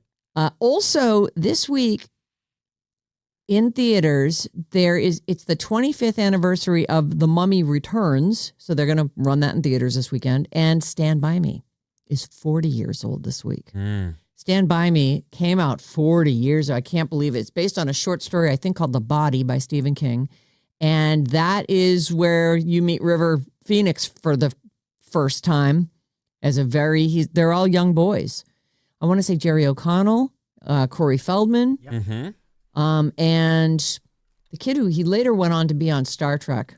Will Wheaton? Will Wheaton. Yep. Will Wheaton. Will Wheaton. Will Wheaton. Why are you saying it like that? Will Will Wheaton. Wheaton. Will Wheaton. Anyway. It's fun. Stand By Me came out 40 years ago. I can't even believe it. Okay, this weekend, the March Madness thing continues. If you're on that, enjoy that. That's a thing. My Great bracket games last got night. destroyed yesterday. I'm so bummed. Oh, really? Yeah, I'm done. How I don't did have do? it in front of me. Maddie's got them all collected to tell us who the winner's going to be or whatever. But yeah, I know I lost. So we're in the Sweet 16 right now. Those games are happening? Bad. Yeah. Okay. Friday, that's tonight on Netflix, BTS, The Return. Hey, K-pop fans, there's a documentary about the band making their comeback album, BTS, The Return, tonight on Netflix, or today. It's, I'm sure, available right now. Let's see. There's also I'm only mentioning this because we have a time travel movie fan in our midst. Oh, right. Okay. Her favorite genre of movie is, time travel movies, which I didn't even realize was its own thing. But it is. It's called Mike and Nick and Alice. It's on Hulu. Vince Vaughn, James Marsden, and Eiza Gonzalez, I guess. I don't know. Eiza.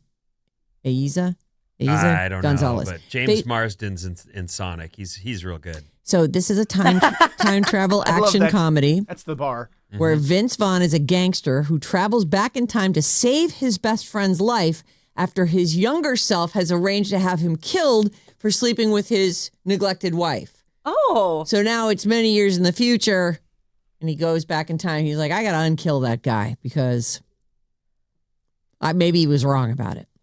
You know how all of these things are becoming like public domain? Like there's Winnie the Pooh movies now where Yes. it's horror. Well, today on Peacock, Bambi, The Reckoning.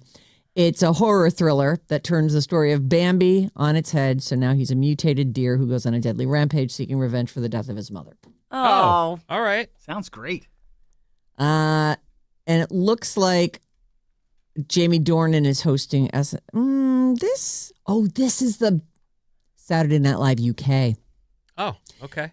I believe that as I tried to look at it last week. 50 years later, but okay. I know, right? It's like, you just decided? So last weekend it debuted in the UK, the Saturday Night Live UK, and Tina Fey went over and hosted it, and it actually got some fairly good reviews. And they were saying it's available the next day on Peacock. Well, it's not available until like nighttime. For some reason, they don't just put it. I looked for it, and I was like, oh, I guess that was a lie. Classic Peacock. Yeah, I know. Get it together, Peacock. So this Sunday on Peacock, but later in the I think it's at 9:00, like late. Jamie Dornan is hosting Saturday Night Live UK, and Wolf Alice is the musical guest. I wouldn't have even mentioned that if I'd known it was the UK one.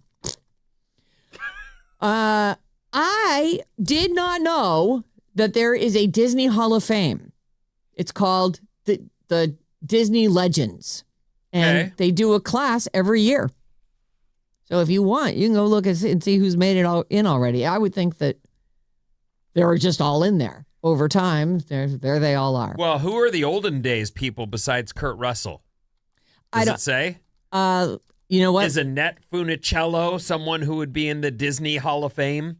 There are a lot of names you've never heard. Let's see. Let's look and see if Annette Funicello She's is. got to be. That's just the. She is. Oh, she is? Of course. Oh, my God. Give me a point. Okay. All right. Good. Thank you. Wow, there's a lot of names on this. Yeah, there's like 1,000 names. And then what was the other one that you said? Kurt Russell. Yeah. Hold on, well, let me get down to the R's. He famously was one of the first people Yeah, he's on here. on contract by Disney. So And they say famously that was Walt Disney's last word. was put him in everything? No, was Kurt Russell. That's a funny That's joke. hilarious. It's not a joke, though. That's what they say. Kurt Well, Russell yeah, will but- save us all. There's no way those were his last words. He's not even dead. He's just frozen. Is he frozen? Walt Disney? Yeah. Yeah. They cryptocurrency'd him? His head's frozen in the basement. Cryo-chambered him? Everybody You know knows what? that. It's her 1-year birthday. You know what? Let her have this. Yeah. Yeah. Oh, of course. Agreed. Why wouldn't I have heard about that? It's obviously true. That's why they made the Frozen movie, so that when you search Disney Frozen, the conspiracy theories about Walt Disney's head don't come up anymore. Mind blown. This is just the Mind. truth. blown. Okay. It's not that they had a good story and it actually made them billions of dollars. It's that they needed to hide the frozen Walt Disney head stories. I mean, they could have called it the Ice Queen. I mean, But no. the theory is that his head is in the Pirates of the Caribbean ride. That's where they put it. But he was actually cremated. In Anaheim. Yeah. Okay. Just like what, in a cold storage unit that's hidden somewhere in there? Or they just took the old head and put it on top of one of the animatronics? No, it's frozen. So that when Dan Brown's future comes to be, they can resurrect Walt Disney. I had no Okay. idea. But All thank you right. for telling me. I'm really... I didn't know anything about these if conspiracies. it's true, I think that maybe they did name Frozen for that reason. Okay. Disney Frozen. Here's the class of 2026. Here's going into the Disney Legends list in 2026. Dwayne "The Rock" Johnson, Anne Hathaway, the Jonas Brothers, Alan Tudyk. I don't know that guy. Oh, he was on Firefly. Oh, He's the redheaded guy. okay. Yeah. Lin-Manuel Miranda. Pirates of the Caribbean producer Jerry Bruckheimer's going in, former CEO Bob Iger, animator Eric Goldberg, and Imagineer named Kim Irvine. Susan Egan, who's the voice of Meg in Hercules and the original Belle on Broadway, and legendary ESPN sportscaster Chris Berman. Boomer. Okay. So there you go. The videos are coming out now of the live action Moana, and the Rock is catching all kinds of comments for the wig, and he looks great, and the giant bodysuit, so good. It's going to be really interesting to see if this is huge or a giant flop. What did you say the name of the character is? Maui. I bet it will be huge. They just don't seem to be able to do too much wrong over there. I would take my kids if they're like, we've got to see this, but I don't want to. Didn't you like the Lilo and Stitch live action one? That's different. It's totally different. They're normal people. They're not. Right. He's a god or demigod. You're welcome. It's like it just doesn't. And he's not a young man anymore. No. He's got some wrinkles and a badly placed wig. Well, they had to make the head a little taller. I'm going to be interested to see if this is a hit or not. So, Stranger Things. We're going to move on to this. Stranger Things Tales from 85. There is another teaser trailer out. I put it up at the Sarah Vinnie Facebook page. And they're talking about Robert Englund, who is Freddy Krueger. He is returning to the world of Stranger Things. This is an animated spinoff where it's called Tales from 85. And the stuff I saw was they definitely are dealing with the Upside Down and with, the Gorgons or whatever the hell they were called. And but it seems like there's other little side adventures that are happening. So just more from that world and all animated. The kids will not grow old too fast, that kind of thing. In the actual show, Robert Englund played Victor Creel older in season 4. Now, I can't remember I feel like that's a very familiar sounding name, Victor Creel, but I don't remember him. They show him with his eyes are cut up. Do you want to see a picture? Yeah. So this is him in Stranger Things season 4, the guy who played Freddy Krueger as older Victor Creel, but I don't remember who younger Victor Creel was. Does that look familiar to you? I felt like it. No. I felt like I missed it. I paid attention. Season 4 was excellent. I got to look this guy up because it does look familiar. So Victor Creel is Vecna's dad. Oh. So they show him young when in the flashbacks about Vecna's childhood. And then he's the only one who survived Vecna doing all the bad stuff. And then his eyes were all cut up. Like they're sewn. Yeah. I mean, they do not look good. Okay. I did not realize that was Robert Englund, who plays Freddy, better known as Freddy Krueger. He is now going to play, they're saying that it's a minor role in this new Stranger Things animated series. This says Victor Creel, a character from Stranger Things, was a resident of Hawkins who was institutionalized after being accused of murdering his family in 1959. Yes. Oh, the dad took the fall. Victor maintained his innocence, insisting that a demon was responsible for their deaths. Yeah, frickin' Henry. Yeah, that guy. What He a looked so weenie. mild-mannered, but he was a real jerk. He's a jailbird. Okay. So Freddy Krueger, Robert Englund, is going to play a character called Cosmo, and the new trailer reveals a little Easter egg about that. So if you're into it, I put the trailer up at the Sarah Vinnie Facebook page. It's just a little teaser. I just thought this was funny. I had to read the headline twice. Pamela Anderson is part of an ad campaign that celebrates real women. Pamela Anderson is part of an ad campaign that celebrates real, in quotes, women.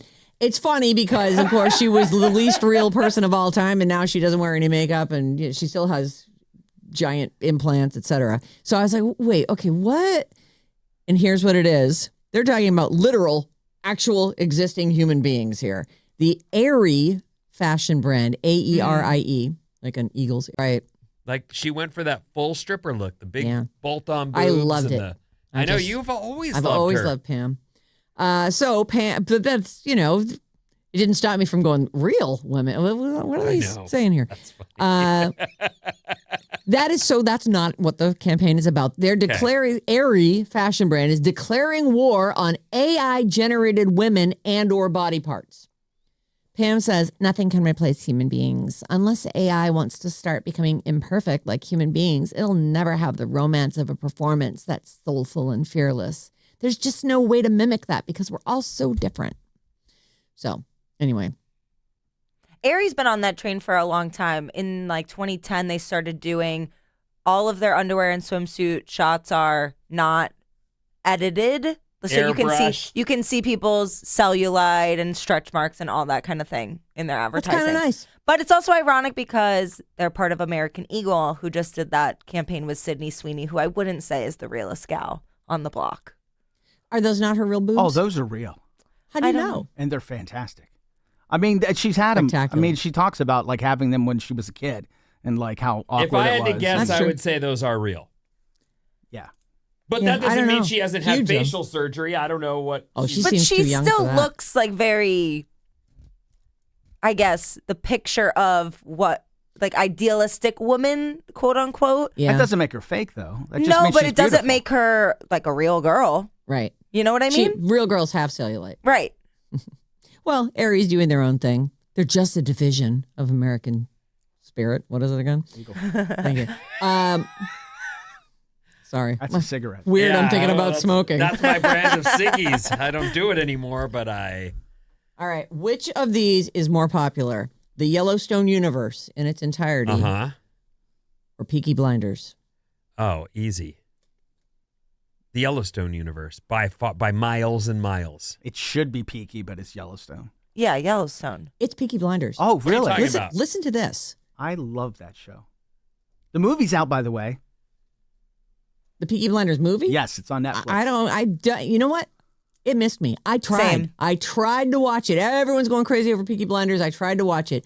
There's so this must be the movie then?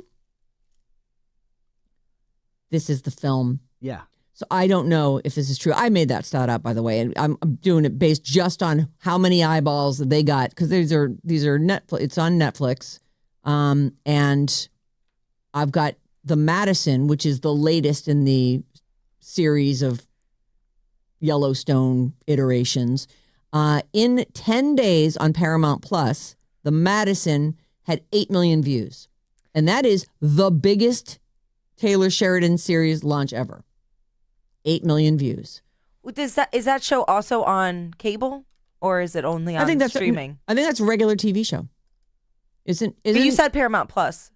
Yeah, maybe it is on Paramount Plus. Well, I mean, I wonder if it's just also on TV. 8 million views in the first 10 days of streaming on Paramount Plus. I think it might be Because just Yellowstone on there. is a regular network show. That's the audience, All is right. people who will have TV. Well, I'm just going to give you the numbers from Paramount Plus and from Netflix for Peaky Blinders. So, but I definitely did not know there was a Peaky Blinders. There's a second season of Peaky Blinders. I did not know there was a film. This is about the film. So, in 10 days, streaming on Paramount Plus, which probably does have far fewer subscribers than over at Netflix, about 8 million views in 10 days on Paramount Plus. It's the biggest Taylor Sheridan series launch ever. And Peaky Blinders, the movie, The Immortal Man, debuted with 25.3 million views in 3 days. So How many? 25.3 million views in 3 days. That's a lot. It is. It's a ton. And I just never would have thought it. I just assumed that the Yellowstone things are a juggernaut but maybe if it's airing in more places. Both of those shows. Yellowstone I tried and Yellowstone, wasn't into it. I tried Peaky Blinders, wasn't into I it. just wasn't into it. Wow. I That's know. surprising. I have really close friends that are like, you're bananas. Yeah. You got to go back. Here's I'm with the them. thing. I just mentioned it yesterday. I think I have like starting a new thing is a commitment, I feel like. And if you've got a bunch of episodes out in front of you, you really want to feel like you're using your time well. And there's so many choices. And if you, that's it. You go, I don't want to struggle episode 1 or 2. I don't want to want get taken in right away. So that's, for some reason, I'm not on that, and I remember trying I know. both of them. Anyway, there's that. And now, let's see. There's a Montana ranch that's in the Yellowstone universe, and it's for sale. It's the one that they used for 1923. I don't know which one that is. Is that the Harrison Ford version of it? I think it might be. Yeah. So that's also Helen Mirren then. It's a 350-acre ranch as seen in Yellowstone, and it's for sale. It's called Two Feathers Ranch. It's in Darby, Montana. Includes a house, a guest house, manager's quarters above a barn that has equestrian facilities. There's a riding arena, cattle infrastructure, and a 2-acre pond. What's that go for? Even I'm going to make you guess. It even has a creek that runs through the property. Everything you need to live out your Yellowstone fantasy. Okay, what does a 350-acre ranch with all this houses and built-in infrastructure go for? Reminder, it's in Darby, Montana. Right. $1 million. How big was it? 350-acre ranch. I'm going to say 15 million. 15 $7 million. $16.3 million. Oh, That's so a point for close. Maddie. You were close. I was very surprised at that price because it does feel like in certain places there's so much land that 350 acres is really not that much. Well, and sometimes that much land also is like rocky hillside that Yeah. you would never be able to do anything with. Exactly. But this one, though, lots of stuff built on it. And I'm sure they're capitalizing on the Yellowstone connection. Oh, they actually shot it here. Now you can own it and live out your Yellowstone fantasy. It's kind of cool. All right, I'm out of time, Vinny. What do you got coming up? Airports, science, Science! and you AI kids are in big trouble.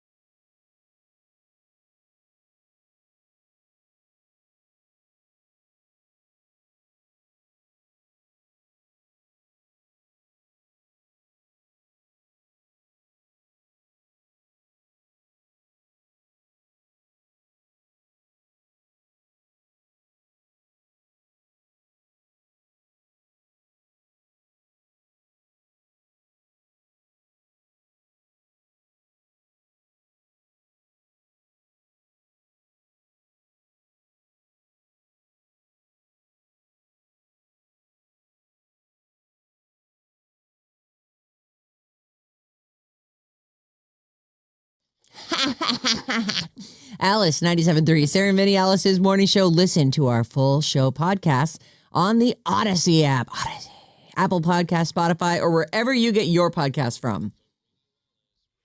What's up, everyone? This Alice Report is brought to you by San Francisco Bay Coffee. One small sip for a better tomorrow and a way better morning. Available in whole bean, ground, and 1-cup coffee pods at Amazon.com. I don't take small sips. I take big sips. I take slugs. I do that as well. My favorite thing, though, is at the dinner table with my kids around, I won't realize they're watching as I take the first bite of something I'm eating, and then the two kids go, "Oh my God, you ate almost the whole half thing in one bite! Oh, can you guys just let me eat? Like, what's happening here? What is this?" Try taking a double bite. I don't take double bites. Take big, huge double bites. I don't take that. Maybe because I found out people judge you for it. It's just something I have observed. That your husband takes double bites. Always 2 bites. Never 1 bite. Always 2. Take bite, bite. Like bite, slight turn, bite. The double bite. What does he say about it when you ask him or when you torture him about it? I just started saying, you always bite twice. He goes, do I?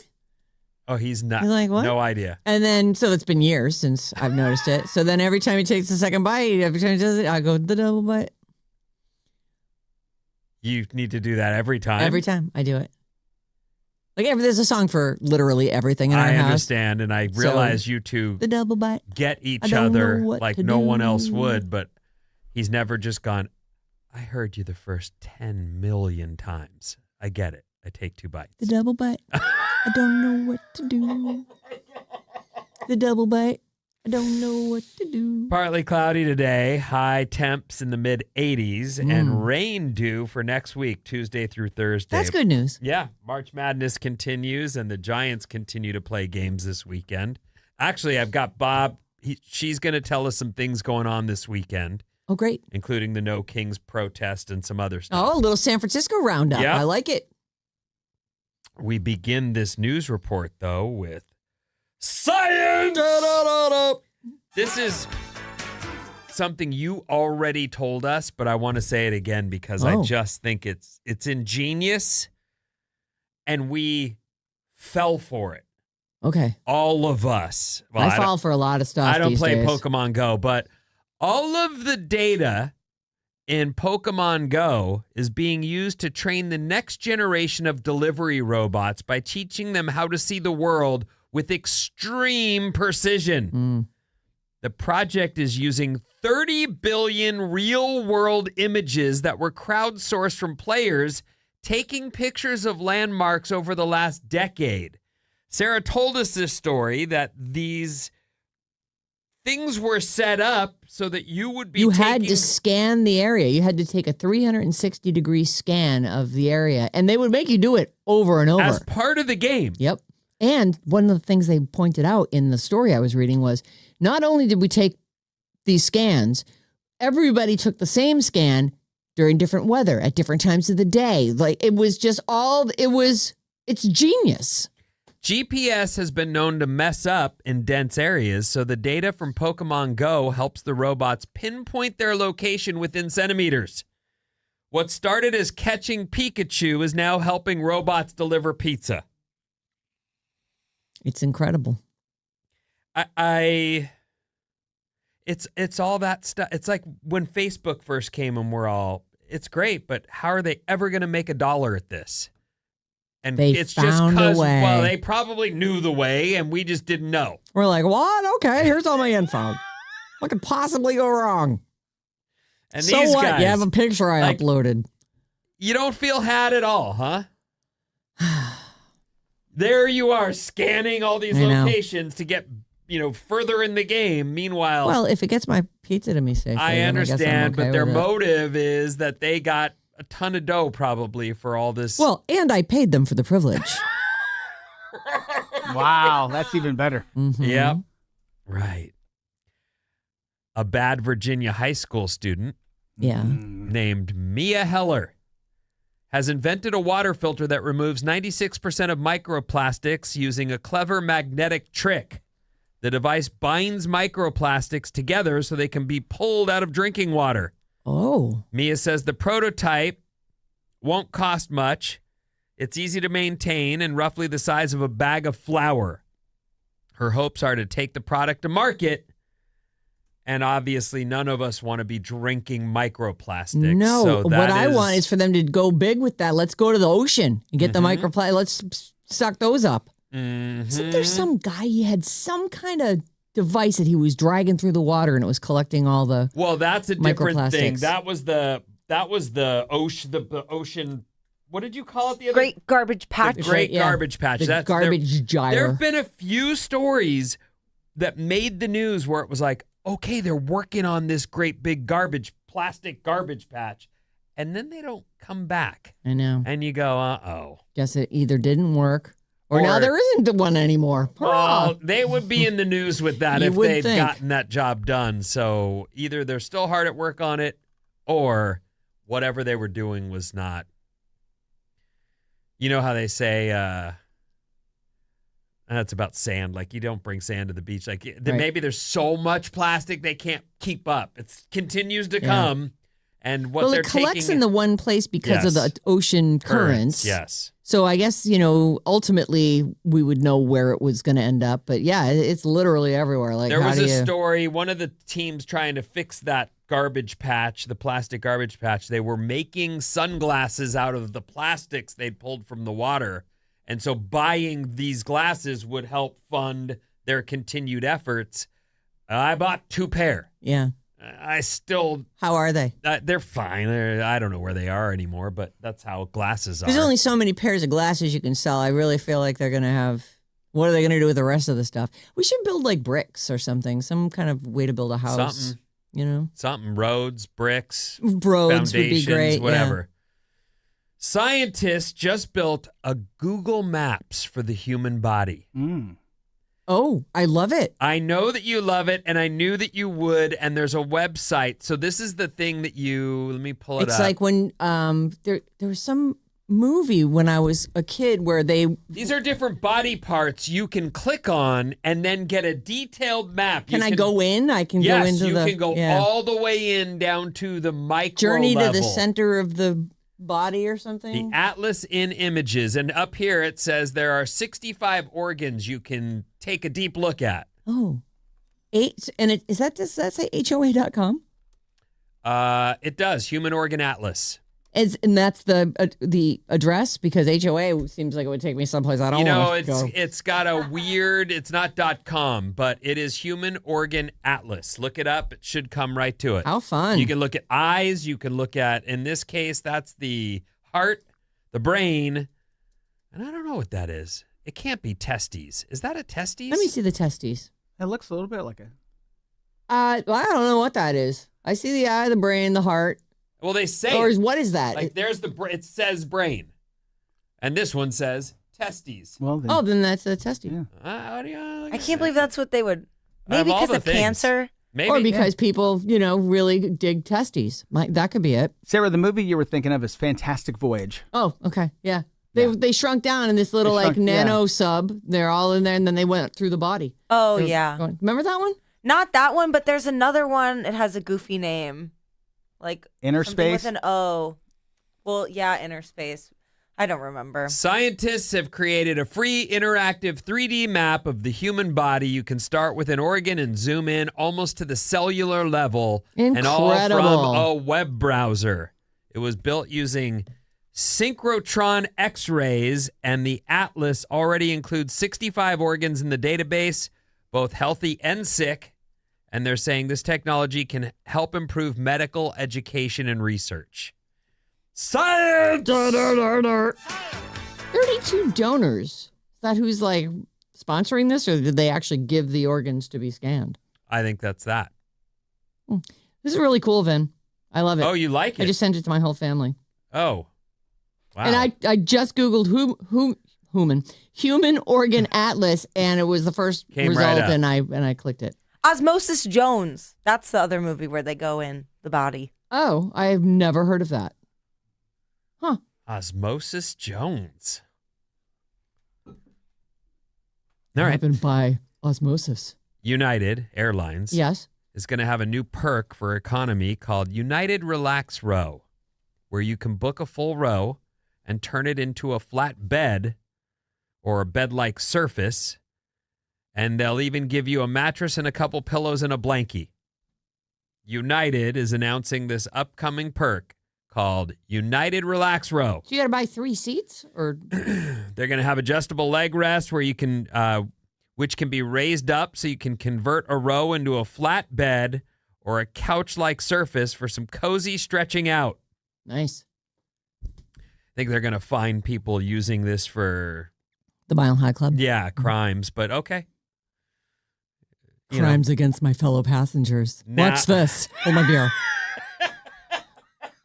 Gonna do some stunt work over here. there's flight attendants are going to have a new problem on their hands. They're but so excited. I'm sure. Better a sleeping drunk, though, than a up and walking around drunk. True. This is interesting. Remember in Home Alone when the mom couldn't get a flight from Pennsylvania to Chicago, so she hopped in a moving van with that traveling polka band? I believe was John Candy. John Candy, yes. The I don't really Washington remember Post that. says that some short regional plane routes have become bus rides as the airports are understaffed. It's become a huge problem. So even if you have a ticket and you go to the airport and pass through security, there's a bus waiting outside your gate that will take you to wherever it is you plan to fly to. No. Oh, that's awful. One woman says she expected a short flight from South Bend, Indiana to Chicago, but was shocked when she realized the bus at the gate wasn't taking her to a plane. It was taking her to her destination.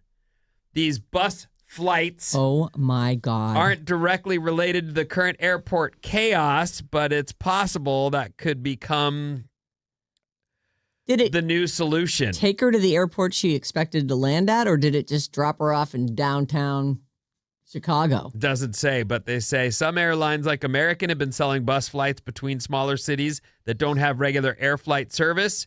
But for whatever reason, they aren't always clear about the mode of transportation when you book. Just check how long the flight's going to be. They even put flight numbers on the bus routes. Oh my God. This seems illegal. It does seem It- shady. It seems like it's a bait and switch. And if I'm taking a bus, I want to show up 5 minutes before, not an hour Yeah, and a you half wanna Yeah, before. go to I don't the want to bus go through station. security either. Like, just put me on the GD bus. My life sucks. I'm on a bus. So teachers, they're smart. Yeah. They've been in education their whole lives. They went You to want to school. think they're smart, right? Then they finished college. Then they went back to school to teach kids stuff, Yeah, whatever their area of expertise whatever might it be. is. And now they're dealing with this AI problem where kids are having chatty, what do you call them? Chatty. Chatty. Cha-cha. Cha-cha. Do their homework. Yep. So what have they decided to do? You'll be doing oral exams going forward, Oh, which is now add to maybe knowing or not knowing the stuff, but also having to stand up in front of everyone and answer questions. Woof. yeah. Good. It's so rampant in college with my students. And I have an audio class, so they have to do an audio assignment. So I'm thinking there's no way they're going to cheat on them. Last year, I had a kid use AI to make his audio project, and I was like, no, you're supposed to talk. You're supposed to edit. This is the whole point of the class. But, I mean, they're finding ways every way they can to use it. I've just given up on the writing part. Like, I just know they're all using it for that. These assignments now involve no laptops, no chatbots, no technology of any kind, and there's not even a pen and paper. You will meet with your teacher, and you will do your exam orally. I like it. I would think the kids would go, I did not expect to have to deal with this extra pressure. But it shouldn't be so much pressure to talk. I agree. So I think it's It might amazing. actually be a good skill that they'll learn. Yeah, I agree. It's a skill that AI can't take away from us, is the ability to talk to each other, I think. Oh, it'll find a way. Oh, you're right. Yeah. We've talked about this on the show. Scott Budman was in, and we talked about gas prices. They are absolutely surging. The Yeah. Iran war has caused gas prices to soar. And not surprisingly, it's not just for your own gas. Now deliveries are passing the cost down to you as well. Oh, of course they are. The U.S. Postal Service wants to impose a temporary 8% fuel surcharge for a package and express deliveries to deal with the rising gas prices. If it were temporary, I would say then, yes, stick with the temporary 8% fee. But once the money's rolling in, they'll go, we need this money. Yep. This is really working We for should have us. been charging everyone for gas the whole time. Anyway, that's what they're saying is about to happen to you with your Priority Mail Express, your Priority Mail Ground, and your Parcel Select products.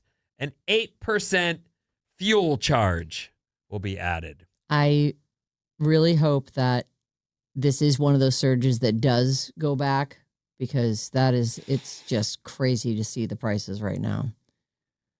Yeah. As I drive by in my electric car. I know. But you're still paying to charge that car. Like it's not free. You just don't have to stop at a gas station. It's not, fuel charges are involved in the production of electricity as well. Agreed. Still. But as a commuter, I plug in, I don't deal with the stops. I am enjoying being electric a lot. I know it's great. Electric as well. Our text number is 800-400-3697, and Maddie's on the show. All right. So a lot of people like Osmosis Jones. 408, oh my God. My adult kids and I just reminisced about Osmosis Jones. It was a favorite must-see for Vinnie and your family. So funny. It's Bill Murray and Chris Rock plays Osmosis Jones, but it's animated. And it's like a crime thing. They're trying to fight the white blood cells in the body or something like that. Oh. I don't totally remember, but It's like fighting cancer or something. it's a good one. I'm all about it. It's a movie? Yeah. Yeah. Yep. Osmosis Jones. Came out in 2001. I've never heard of it. From Tom and SF, today's Bob's anniversary. Happy birthday, Bob. Or anniversary. Happy 1 year old. At first, I have to admit, I found you a bit Gen Z judgy. But I've come to love the Gen Z your judgy. contributions, and the fact that you smile constantly brightens up the YouTube action, Tom. Aw, thank you. Thanks, I'm Tom. happy to be here. We like her too. I have We're no happy idea you're how I here. got here, but I'm very happy to be here. Bobby took us by Farrelly storm. and Peter Farrelly. The Farrelly brothers. They're behind Osmosis Jones. Oh, how funny. Huh. These are the Stranger Things guys? No, those No. are the Duffer brothers. Oh, darn it. The Who are Farrelly these brothers, guys? didn't they do Rushmore? Dumb and Dumber. There's something did they about do Mary, Yeah, tell me all Shallow those things. Hal, The Three Stooges. Well, they did. And I have them mixed Osmosis up with Jones, someone else. everyone. no, and Dumb and Dumber. Oh, okay. Yeah. Wow. Okay. From the 510, kids are doing handwritten essays now, only in class and only using wooden pencils because some kids had camera pens. Oh, my God. What the heck is a camera pen? I don't know. I don't know, Is but it I going to gotta write get one. for you? I don't know, but that's crazy. What is the brothers who both became transgender women? The Waskowski? The Wachowski brothers. Is that right? Now yes, I think so. Yeah, Wachowskis. Lana and Lily. I like it. So fun. But I mean, the odds are so against two family members. Both. Like, that's. So wait, It's you're going to be a interesting. woman? I also wanted to be a woman my whole life. We can do this. Let's do it. They did the Matrix trilogy. Yeah. Yep. Very accomplished. 559, airport buses. I have used an American Airlines bus transport from Allentown to Philadelphia, 1.5 hours, several times, and it's great. Airport gate to gate, comfy bus, free Wi-Fi, phone chargers, overhead storage, and easy on, easy off. Great solution. I think there's actually a train you can take from Allentown to Philadelphia. I think. I love the train. I love the train too. I actually don't mean to poop on buses. If I got to the airport, I want to get on a plane. Yeah, you've just gone through all that security, which you would. I would have just gone to the bus station Right. and gotten on a Right. bus if I knew I was going to get on a bus. And I would have saved myself, probably would take less time. Like if it's just a little hopper flight and you went to the bus stop, got on a bus, took the bus to the next thing, and then get off, it probably would take you less time than driving to the airport, parking your car, getting in, going through security, waiting at the gate, getting loaded up, taxiing back, all the things that happen with, there's like 2 hours plus tacked on to every flight. Oh, you drive your car to the airport. I do. Oh, I guess that makes sense. 408. I have college kids, and they would rather drop out of school than speak in front of people. That's what I'm saying. This is one of those funny things where the backfire is going to be painful. These are pandemic kids who went to high school online with cameras off and on mute. I feel conflicted because there's some things that an older generation will tell you, well, you have to be able to do that. Like, you have to learn how to write a check and you have to learn how to write cursive. And it's like, actually, we don't. It's not useful. It's not necessary to do those things anymore. But there are other things that we are losing to technology that are helpful, like that are important, like being able to speak in front of a room. Yes. That's something you're going to use in your life forever. Make a phone call. A big thing, like we're working overtime to get these kids to their drama classes, their theater classes, but it's good for them to be up in front of people. We want them to not be so shy that their life is painful at every turn. Right. I can't. No, you can. Walk up there and ask for it.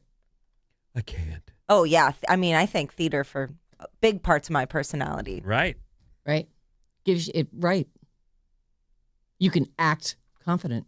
What's coming up in the trash, Sarah? Outside Land Single Day. Pick your tickets. Win them next.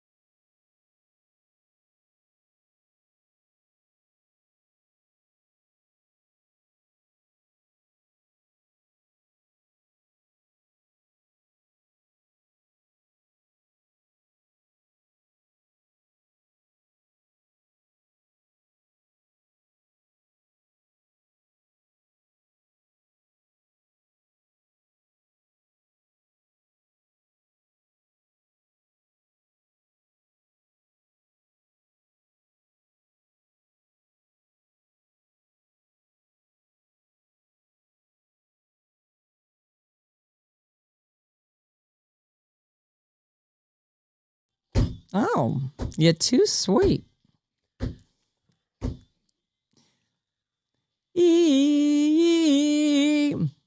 Boom. Alice, 97.3. Sarah Vinnie, Alice's morning show. Everyone's so excited for Outside Lands. It's super fun when we're giving away tickets and talking about the shows. Outside Lands, single day, pick your tickets right now. Take the word SKY, S-K-Y, to radioalice.com. You enter it in there. Just go to the contest page, or it's probably right there on the front. And then you're entered. And if you get the call back, then you win pick your day passes for Outside Lands.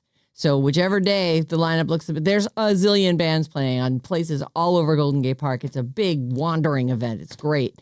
You can go to sfoutsidelands.com and see the lineups, and you'll pick which day you want to go, August 7th through 9th in Golden Gate Park. This hour's code word is SKY. Take it to radioalice.com. And then Mason has another pair at 12:05, and it's Jane with another pair at 5:05. This hour's code word is SKY, and the whole thing is courtesy of Another Planet Entertainment. 800-400-3697. That is our phone number. Make a note of it. You can text us there. You can call us there. Sometimes we do contests there. Email us anytime, Sarah and Vinnie at odyssey.com. And our whole show is fully caffeinated by San Francisco Bay Coffee. Big thanks again to Lisa Smoot, Her Royal Highness of San Francisco Bay Coffee. She was in today to help us out with bad advice. She was a guest advisor. I wanted to say thank you to the people who sent in their problems this week. Don't fret if we didn't get to yours. I do save them all, and we sort through, and I try to, figure out which were the best ones for that week. But you can always send us your problems. You find you've run into a situation that you're like, well, I just don't know what to do. Or am I the jerk? Or should I sue that person? Whatever it is. I love the one today, and you guys were so like, I don't think it's real or whatever. I thought it was real. Yeah. It didn't seem like that big of a deal. It just felt like, who would think that up? If it wasn't real, what the hell was it then? Who'd be sitting around going, I know what I'll tell them. Yeah, and I think that was real. And whether it was a joke or real, it doesn't matter. If you missed it, we have a full show podcast, or you can just go to YouTube and watch that segment. You isolate that, right? So you can find today's bad advice segment. Dinner table, there's a lot of stuff that surrounds the dinner table, and I'm not surprised by it at all. When I visited my family in New York, which is all a bunch of Italians, there were hours spent at the table. And as an Italian, you'd go, well, you expect macaroni, right? Macaroni was not even like baked chicken and fruit. All these different courses where you're just sitting there going, you guys are going to sit here all day? This is what we're doing today. Yeah. We're eating and talking. And so I'm not surprised that there's life happens here at the dining table. Traditions get, built over time and become a thing. Yeah. Not that big a deal. Right. If it wasn't just a prank. So and if that's the case, I love it even more. I know, it's so funny. That's some serious stick-to-itiveness. If that was a prank and the girlfriend didn't tell him on the way home, that's good. Yeah. That's solid. That's a family that's going to be fun to be in. Anyway, you can check it out. And if you have a problem, email it to badadvice973@gmail.com. Just .com. Don't do it Italian style or it won't get to us. Is everything okay? I just hear audio. Yeah, but I hear. I think it's down people the hall. having conversations. Is that what it is? Yeah. Oh, wow. I was listening to that too. Like, that seems like they don't know there's radio stations around here. Well, we're in a soundproof booth. Are we? Yeah. I wasn't aware of that. Okay, this is fun. I said, all right, I'll bite. And I clicked on it and looked at it. And then I was about a minute in and I went, I'm actually really enjoying this. This is pretty funny. Oh. So, because it's like, and I think I watched the whole thing. It's 4 minutes long. So Megan Thee Stallion and Nickelback made a mini action movie for Cheetos Flamin' Hot Dill Pickle Snacks. So she's shooting a video for she's shooting a video for one of her songs, and her assistant comes over and there's only one Cheeto left in the whole package of, she pulls it out and she's like, go get me more. And she goes, there are no more. They've discontinued them. The dill pickle Flamin' Hots. And she's actually. Yeah, just play the audio. Yeah, play the audio. So this is the beginning of this movie that they made. Incredible, almost true story about how I got my pickle back.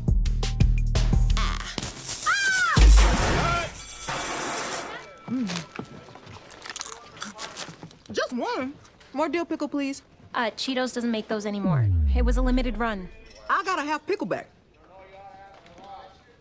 Do it. Of course. Okay. A duet with Meg. You're sure Megan said Nickelback? Yeah, Nickelback. We've done weirder. There's the band. They'll do it. I got him. Nickelback. I said pickle back. So it goes on from here and becomes this. Why is he AI? No, they've just age regressed him for sure. Yeah, So and then it just now goes it turns into this like crazy action movie where they're trying to they hijack the vault where they're keeping all the dill pickle flavored Cheetos. Oh, she looks sick. She is wearing kind of like a Catwoman suit. yeah. It's like if it was shiny patent leather. She does get one Look at twerk the guys' in. faces. So that is supposedly the guys in Nickelback with fox masks on over them. There they all And are. they use one of them They use the bald guy to open the door. Yeah. It's pretty. Yeah. It's actually over pretty the funny. top, It makes me but actually okay. go, oh, Nickelback. They have a sense of humor. I mean, they ruined my wedding, but I love them now. Why did they ruin your wedding? I don't get it. Because the DJ was, when we walked in, was supposed to play the Greatest American Hero theme. You know, look what just happened to me. Yeah. He played Hero by Nickelback. I walked into Hero by Nickelback. How does that song go? I don't even know. I can't believe you remember that. You were hammered. I remember it because I fired him and I took over as DJ. Oh my god. On the spot? Yeah. At your own wedding. Well, I feel after- like you have other things to Well, do. But he had a playlist. He'd had it for weeks, and then I get up there and he's like, "Oh, I don't have any playlists." I'm like, "Just get out. Let me program." Oh, Yeah. goodness. Let me program. All right. I'm in. Well, the music anyway. is important, It is. Bob. It's important. It Oh, is- I'm on It is it. important. It is pretty funny. I put it up at the Sarah Vinnie Facebook page. If you like Megan Thee Stallion, even if you hate both these people, the Nickelback people and Megan, this is funny. It's funny, and I love things where people are just clearly having fun, like having a sense of humor about who they are and what they do. And I'm glad she's it's gone fun. on to great fame and fortune because She's the surfing lady- now, by the way, on the Oh wave. my of, God. On the wave of Flamin' Hot, and you get your twerk here. I think this is your one twerk. There you go. That's the one nice. twerk. She was the lady who was shot in the foot Yeah. Yes. by a guy who said Tory dance. Lanez. Yep. Dance, bitch. He on the street in like L.A. Yeah, some friend of hers. And he winds up shooting her in the foot. He's in jail now as we speak, but luckily she's gone on to great fame and fortune. I Yeah. didn't know when we first heard of her. That's all we knew is some guy shot this lady in the feet. Yep. And then we had WAP, and I was like, wait, what? And she's What? happily with Clay Thompson. Yep, And Nickelback is clearly friends going of for hers. it. Okay, Right. well they're having Okay, fun. so there you go. That is, I put it up. It's there. Enjoy it. It is actually, I went, oh, okay, I'll take a look. And then I would watch the whole thing. I was like, oh, this is pretty funny. I couldn't turn it off. I know. I was like, I'm He's gonna in there watch this. cackling. I look over. I'm like, he's watching that Bill Pickle video. Remember when Super Bowl commercials were that good? Yeah, I do. Yeah, this could have been a great Super Bowl commercial. Mm-hmm. Yep. Yeah. Anyway. Although by the time they cut it down into a 30-second It'll spot, not it There'd was be like, nothing left, right. Yeah. Britney Spears says, my bodyguard wants a piece of me. She's claiming that she is a bodyguard who hacked her cloud storage. I don't know if this is just her being crackers, but she's some ex-bodyguard, she says, hacked into her personal devices and Apple iCloud account. Now she's threatening legal action. Her lawyer fired off a cease and desist letter, which, of course, TMZ somehow gets a hold of, to a guy by the name of Thomas Bunbury. Does he have stuff he shouldn't have? She claims he gained access to her devices and iCloud accounts without her authorization or consent. In a letter dated last month, she says he's violating a bunch of state and federal laws, and she's threatening to report him to law enforcement and press charges. I think what she's worried about is that she's got all kinds of photos on there. Like, the photos we see of her and the videos that she makes. There's naked ones of those too. Well, some of them are nudes that they put little things on top of in order to make them. Right. She puts a little heart emoji Yes, over exactly. it or something. So she wants to know, did he send himself any of her photos or files or any other documents? I guess she's got all her stuff on there, and she's just... he had no comment. Timza, of course, immediately reached out. He was fired in August for allegedly breaking his NDA that he'd signed with her. He talked with fans and media outlets, and apparently the hacking went down after he was fired. If you've got a person with you, you will give them access to something in a moment that you're not thinking through, and you say, oh, my code is, can you get in there and get the thing I need or whatever? And now he's got that. Yep. Forevermore. Well, I don't know if that's how that happened. Or maybe he's a hacker. Hacking is harder than you think, though. Like, there is I would no love button. to, I but see I don't, you looking for it sometimes. I know. It's not something you can just do. YouTube will teach you a lot of stuff. I have a friend. I bet you could learn some stuff on YouTube. Who works kooky hours like we do. He's a nurse, and he works weird nights, and he's got 2 little kids, and the family is always tiptoeing because he's sleeping during the day. Yeah. Eric, what's up?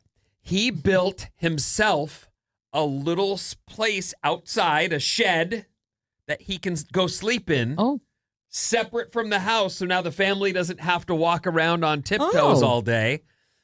He built it himself by using YouTube. How funny. He's like, I watched 5 hours of how to do a foundation and then put the foundation in. Then I watched 5 hours of how to frame it and got a friend to help me, and we framed the thing. And then he's like, YouTube. You watch enough videos, you can figure out. Yeah. Boom. Built the whole thing. Now has a place he can go sleep where he's not making his family tiptoe or they're not waking him up. And we all know that sleep it becomes really crazy. It's so important. I can't think straight. I haven't slept in a week. That's You're just off your game, It's definitely, and it builds up too. Like, it just gets worse and worse. So, anyway. Selena Gomez is in the news. She has launched a new ice cream. They say here, with a subtle nod to her relationship with Benny Blanco. It's not subtle at all. The name of it is I Said I Love Blue First.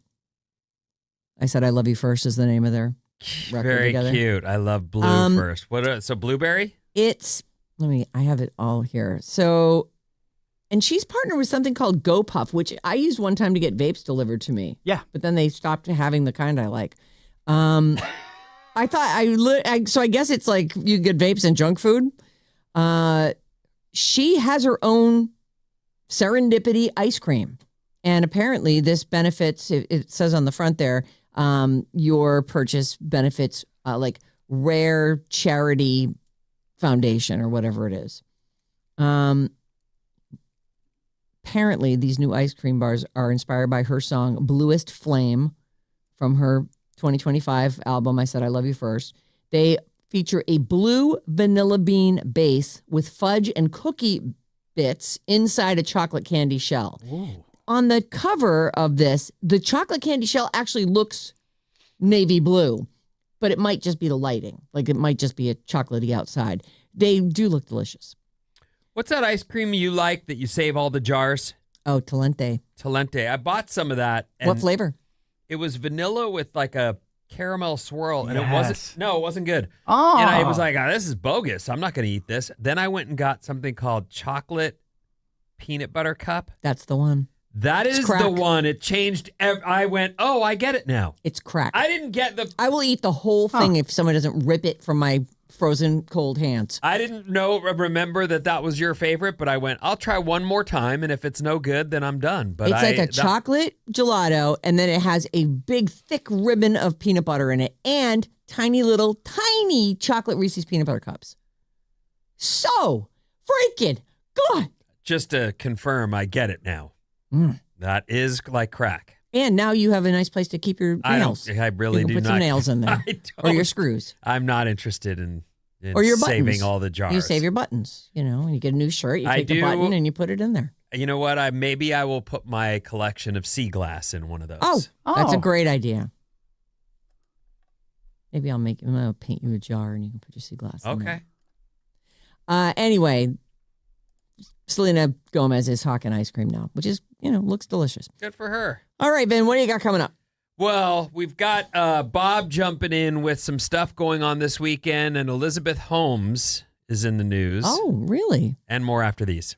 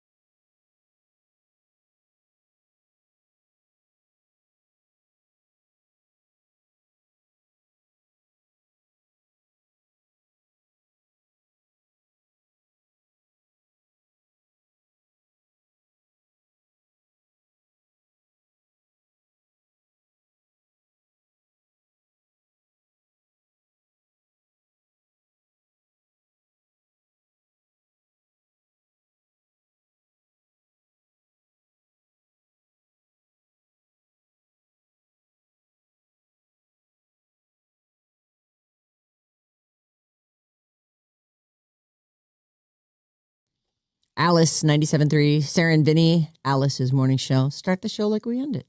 There you go. Little Green Day for you. Oh, it's full circle. It is. And it's a Friday, too. Delicious. The Sarah and Vinnie Show, presented by San Francisco Bay Coffee. Stream Alice and take us anywhere you go on the Odyssey, iHeartRadio, or TuneIn apps. What's up, everyone? This Alice Report is brought to you by Bob's Movie Club. Bob's Movie Club. And Bob is coming up in a few minutes to tell you about your weekend options. But first, 6 a.m. next Thursday, join Sarah and Vinnie for Bob's Movie Club. This time around, the movie is Project Hail Mary, starring Ryan Gosling. Get yourself caught up at a theater near you. Join us next Thursday at 6 a.m. and be ready to let us know what you think of Project Hail Mary on Bob's Movie Club.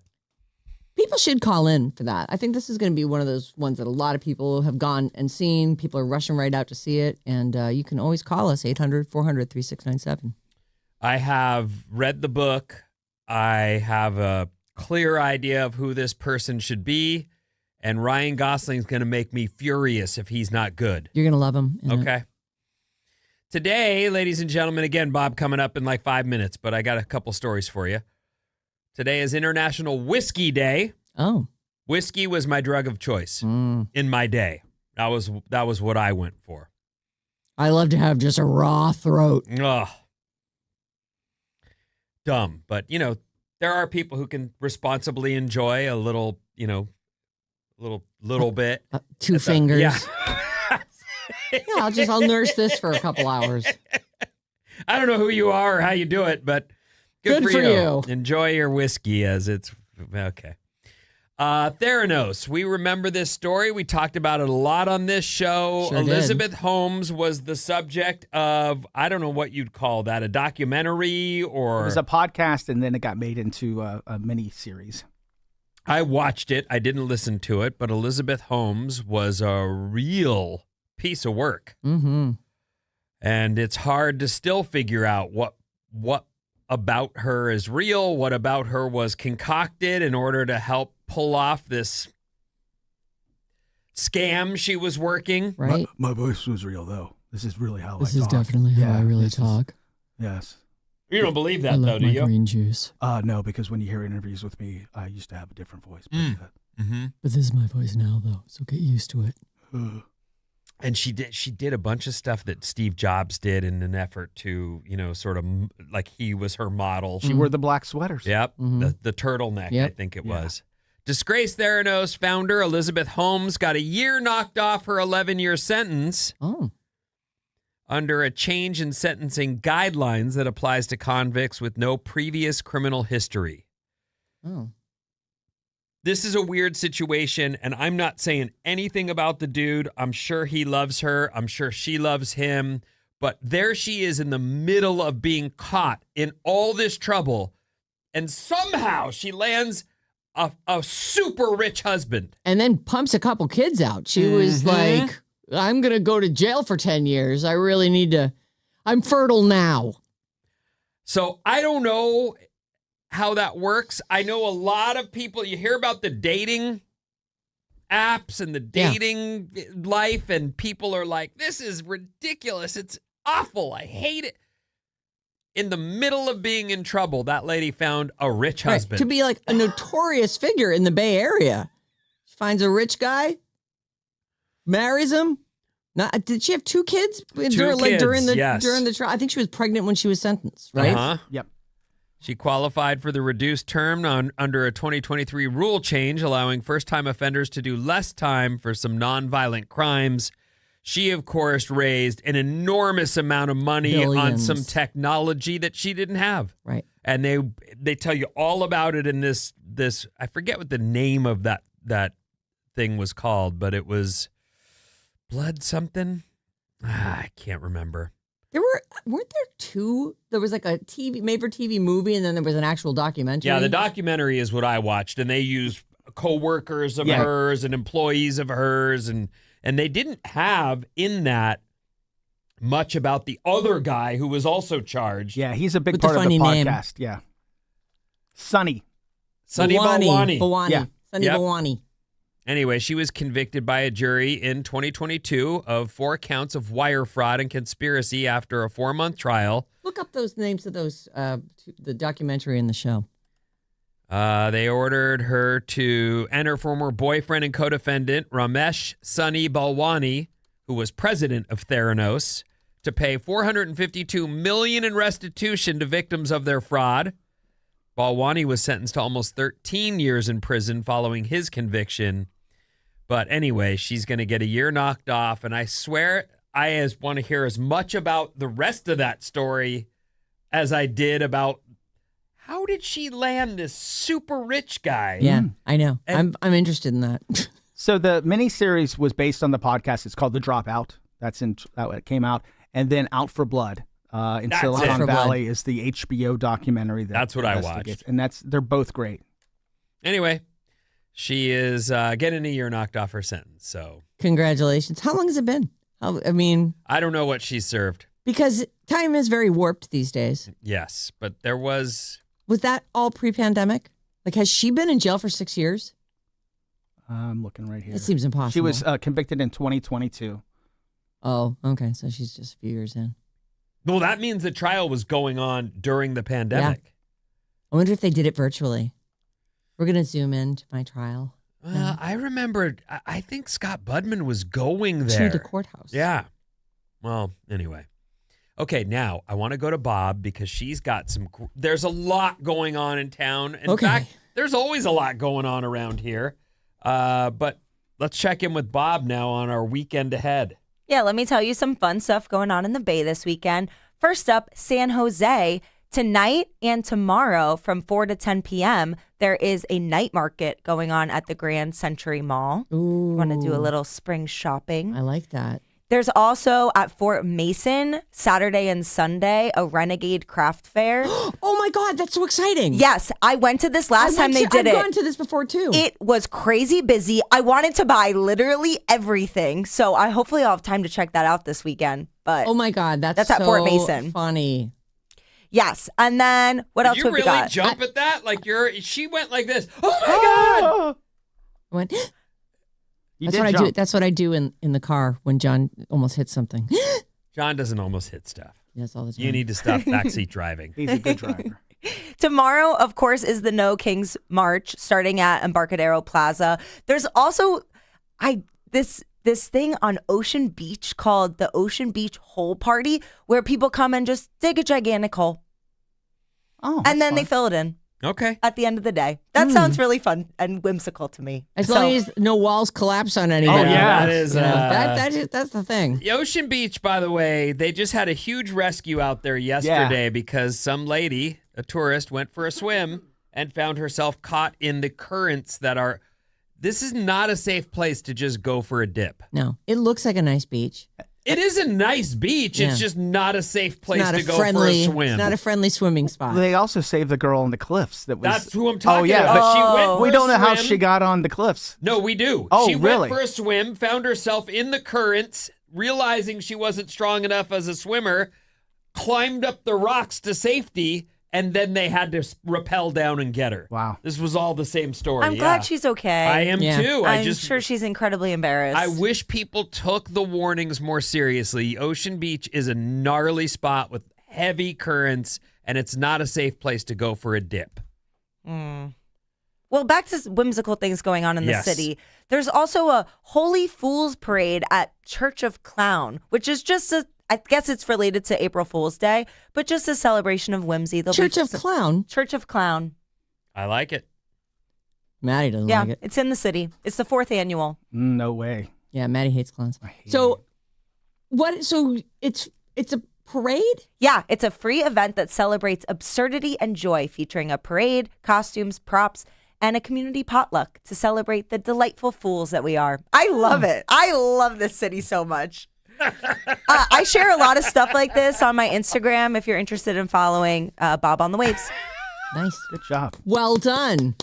Great job, Bob. I also invite everybody to come to Christ Church in Alameda on Sunday as I play the role of Jesus in the Passion Play. He's not kidding. I'm not kidding. I'll be reading Jesus is. Will you be wearing a wig? No, it's I'm reading. It's like a table read. Yeah. Oh, you don't pull your It's a shirt Bible off? table and- read. No, I don't have to that's too be bad. whipped and thrown on a cross or okay. anything like that. No All crown right. of thorns. Yeah. Okay. I can imagine it's a big time for the churches as Easter is Yes, around the this corner. This is the Holy Week and everything. So Oh, is Palm Sunday this weekend? this is Palm Sunday. Oh, I didn't realize. It's quick- Why would so you? Quick, Well, yeah. I Never wouldn't. go to church, right? That is true. Yeah. Congratulations again, and thanks, Bob, for it's your 1-year anniversary Yay! Thanks, guys. I know. We're really excited about Thanks it. for having me. with us. Mm-hmm. And thank you to whatever listener alerted us to this. Did you say you got a... Yes, you know what? I'm going to say here, I got to find it, and then I will say, because it's... Was this just a DM or something? that- Yes. Oh, nice. And they had marked it down, and they actually said to me, That the 27th... I don't want you to ruin it with her. Oh, They like her, and I like her too. So I was like... she's right. likable. It's Maria from Napa. Oh, yeah. Maria from Napa. Thank you so much for alerting us to the momentous occasion. I wanted to be sure that someone remembers and acknowledges her anniversary tomorrow. I'm so glad she's on the show. We are too. Aw. Vinny handed it All right, off. that's He enough. texted me. I think tomorrow might be Bob's anniversary. I'm like, well, I guess I better do something about it. Well, and you had a bottle to hand We're over. all ready to go. I didn't have anything. And That's I don't- okay. I don't know No, what it to was. do. I think we really- commemorate. It's been right. commemorated. It'd be Okay. weird if you did have something. I know it would. Means you did something wrong, probably. All right, we're gonna play a game. Let's do it. Let's do it. How old is that guy, or when did that happen, Vinny? Okay. Which one do you want to do? Oh, I have to pick. How old is that guy, or when did that? when happen? did that happen? All right, when did that happen? The first Mormon temple was dedicated in Kirtland, Ohio. Mormon fun fact. Mormons aren't allowed to drink coffee because they can't have any strong beverages. So many of them have everyday tables, not coffee tables, Everyday table. just an everyday table. They're also all addicted to soda, and in Utah there are these fast food restaurants that just sell soda. Oh, Sips as in come in and and get swigs. your syrups. The first Mormon temple was dedicated. When did that happen, Vin? Oh, by the way, Vinny and Maddie each come in with a point. I forget why, but they were awarded 1825. them. 1825. 1880. Wait, hold on. 2580. 1881. It was 1836. That's a point for Vinny. Oh wow. 1836. I think the whole soda thing too is fountain soda. What do you mean? That the Mormons are into like fountain soda. Instead like of bottled? I think so. Like there's a thing. I remember someone saying like, if you go to Utah, that's a big deal. The soda fountains. So they have to. So probably they have the best soda. I don't know. I remembered that and was like, oh yeah, that is a thing. Yeah. They're into soda. Well, it's like the one thing they can have that's, Although it doesn't seem like they're really living strictly as they used to. They really are into their loopholes. Aren't we all? Yep. Oh, yeah. Andrew Rankin received a patent for the urinal, also known as a urinal. If you're in the UK, for some reason they call it a urinal. For Here it some is. reason. I'm sorry, I'll get to that. Dirty soda is a popular Utah beverage trend, particularly among members of the Church of Jesus Christ of Latter-day Saints, Dirty soda? consisting of fountain soda mixed with flavored syrups and cream. Oh, dirty soda. So that's what I was tripping on because as you said that, it triggered something. I'm sorry, you were saying? Andrew Rankin received a patent for the urinal, also known as the urinal. Uh-huh. Maddie, you're first. 1903. 03. 17. 1917. Yeah, sure. Okay. Or 1700. Which one? Yeah, did you which think? one? 1917. 1917, 1903. Vinny, what do you think? 1943. That's a point for Maddie. It was actually, he got the patent in 1866, Oh, 160 geez. years ago. Wow. Here's another one, old-timey. The corkscrew was patented by M.L. Byrne. The corkscrew. You screw it, you pull it out. It's brilliant. It is brilliant. The corkscrew. When did that happen, Bob? Whew. 1790. 1790. 91. 1791, says Vinny. 1789.